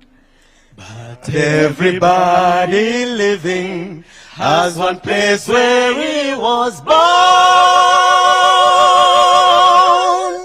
and mine is Kenya. So warm and wild and free, you will always stay with me here in my heart. My land is Kenya, right from the highlands to the sea. You will always stay with me here in my heart, here in my heart. You only got one childhood and the memories that spring. When you see your house, the tree you climbed, and all those precious things. When faces saw us, I had the images that fly. when it comes to us in the land of love, the land where I was born. And mine is Kenya, so warm and wild and free. You will always stay with me here in my heart. My land is Kenya, right from the highlands to the sea. You will always stay with me here in my heart. Here in my heart.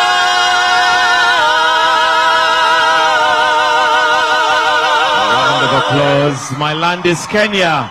And I can see flags that are being flown at the back there. Thank you very much. Keep them up, keep them up. Thank you. Thank you. Your Excellency, sir, will now progress to the signing of the reaffirmation of the commitment of the covenant. And allow me to invite the following, starting with the chairperson of the Constitutional Commissional Forum, followed by the chairperson of governors, the COG Chair, the Chief Justice, Speaker of the National Assembly, His Excellency the Deputy President, and His Excellency the President. So kindly, if we may come to stage, that's the chairperson of the Constitutional Commissional Forum on behalf of the Constitutional Commissions. We have the chairperson of COG Chair on behalf of devolved government, the Chief Justice on behalf of the Judiciary, the Speaker of the National Assembly on behalf of Parliament, and the Deputy President on behalf of the Executive, and His Excellency the President, who will begin the signing. So I'll request that we just be on the side here as we will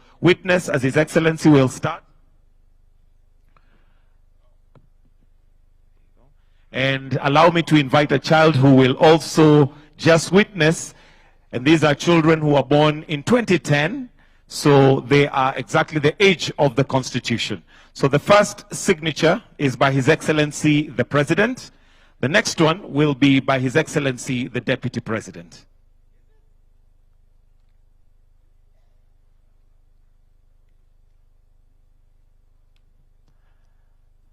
Yes, you can go ahead, Your Excellency. And it reads, I, Honorable William Samoei Ruto, as the head of state of government, renew my commitment to obey, preserve, and protect and defend the Constitution, to protect and uphold the sovereignty and integrity of the people of Kenya. We'll move on to the next signature, which is by His Excellency, the Deputy President. Also, a reaffirmation of his commitment. Professor Abraham Kithure Kindiki. Your signature ni fire, si fire. We also have the Speaker of the National Assembly who will sign.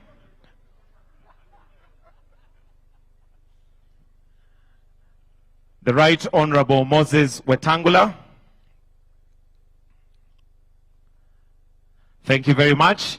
And the next signature is by the COG Chair.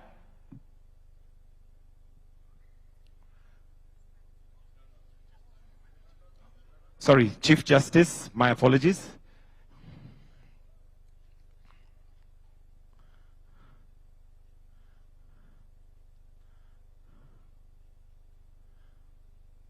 On behalf of the Judiciary, then, the COG Chair.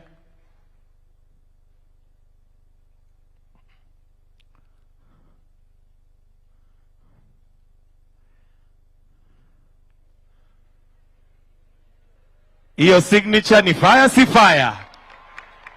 And the final one to be signed by the Chairperson, Constitution Commissions Forum, Gerisom Otachi.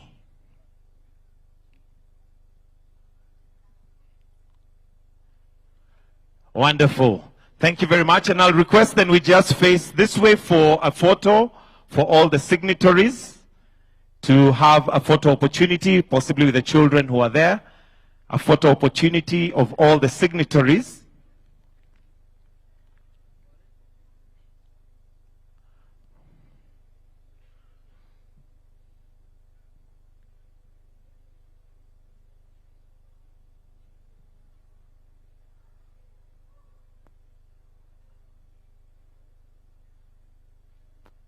Let me know if it's too wide.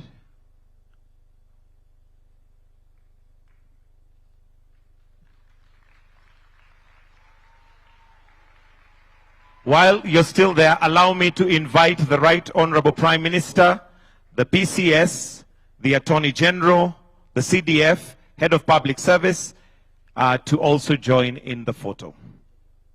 We can have the children to retreat kindly.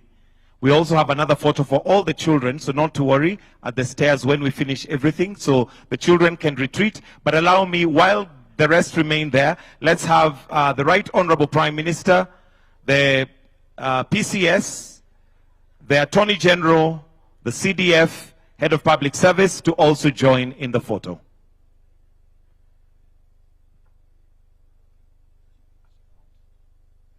Children, you may proceed to where we are going to have the photo with all the children, which is outside, so you may proceed now.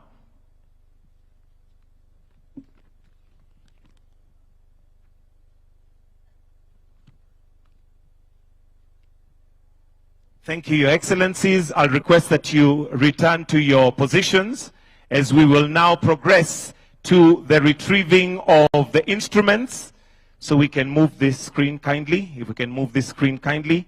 We have the retreat of the instruments of state, which will be retrieved in the same order in which they were brought in, starting with the Attorney General, who will retrieve the Constitution. So at this point, I will ask that the police band or the band that is available to give us the music as we now retreat the instruments of state, starting with the Constitution, which will be taken by the Attorney General. We may proceed.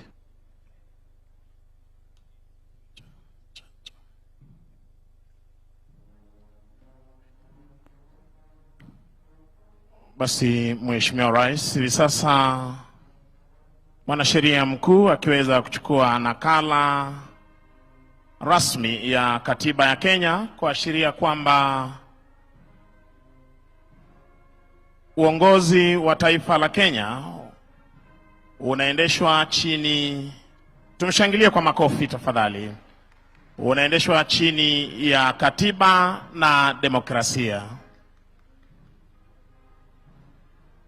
Akiweza kuondoka na kwenda kuhifadhi nakala hiyo ya katiba. Mheshimiwa Rais, watakaofuata ni wanajeshi wetu kuweza kuchukua nguzo hizi muhimu za asasi mbalimbali za mamlaka na hali kadhalika vyombo hivi vya mamlaka.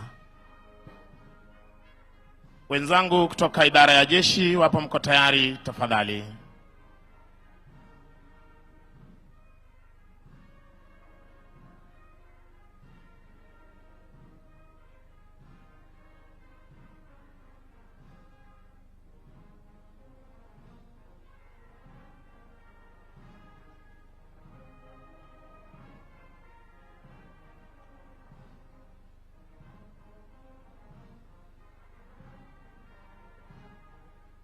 Wakija kwa mwendo wa kinyonga ili wakaweze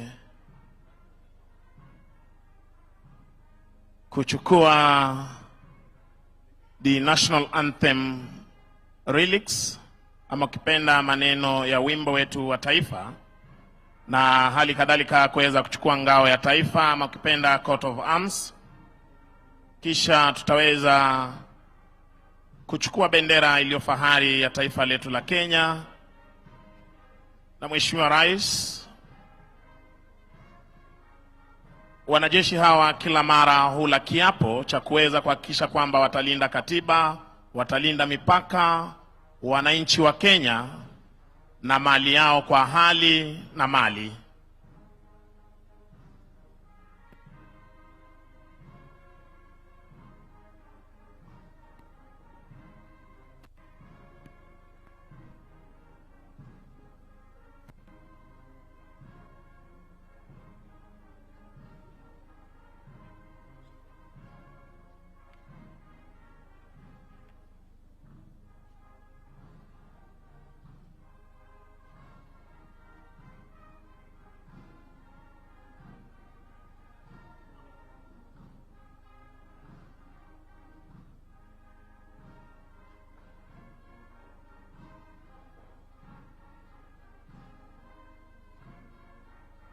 Mheshimiwa Rais, hiyo ndio nguvu tunayoitumia kila wakati kwa ulinzi wa taifa.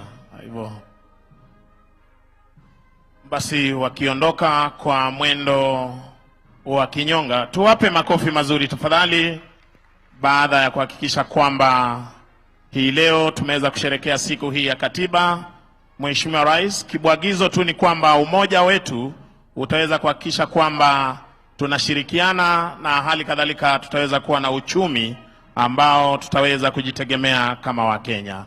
Na kutoka kwa niaba ya wenzangu walioweza kufanikisha makala haya, tunazidi kuwashukuru wote walioweza kuhakikisha kwamba siku hii inakuwa ni siku ya kufana.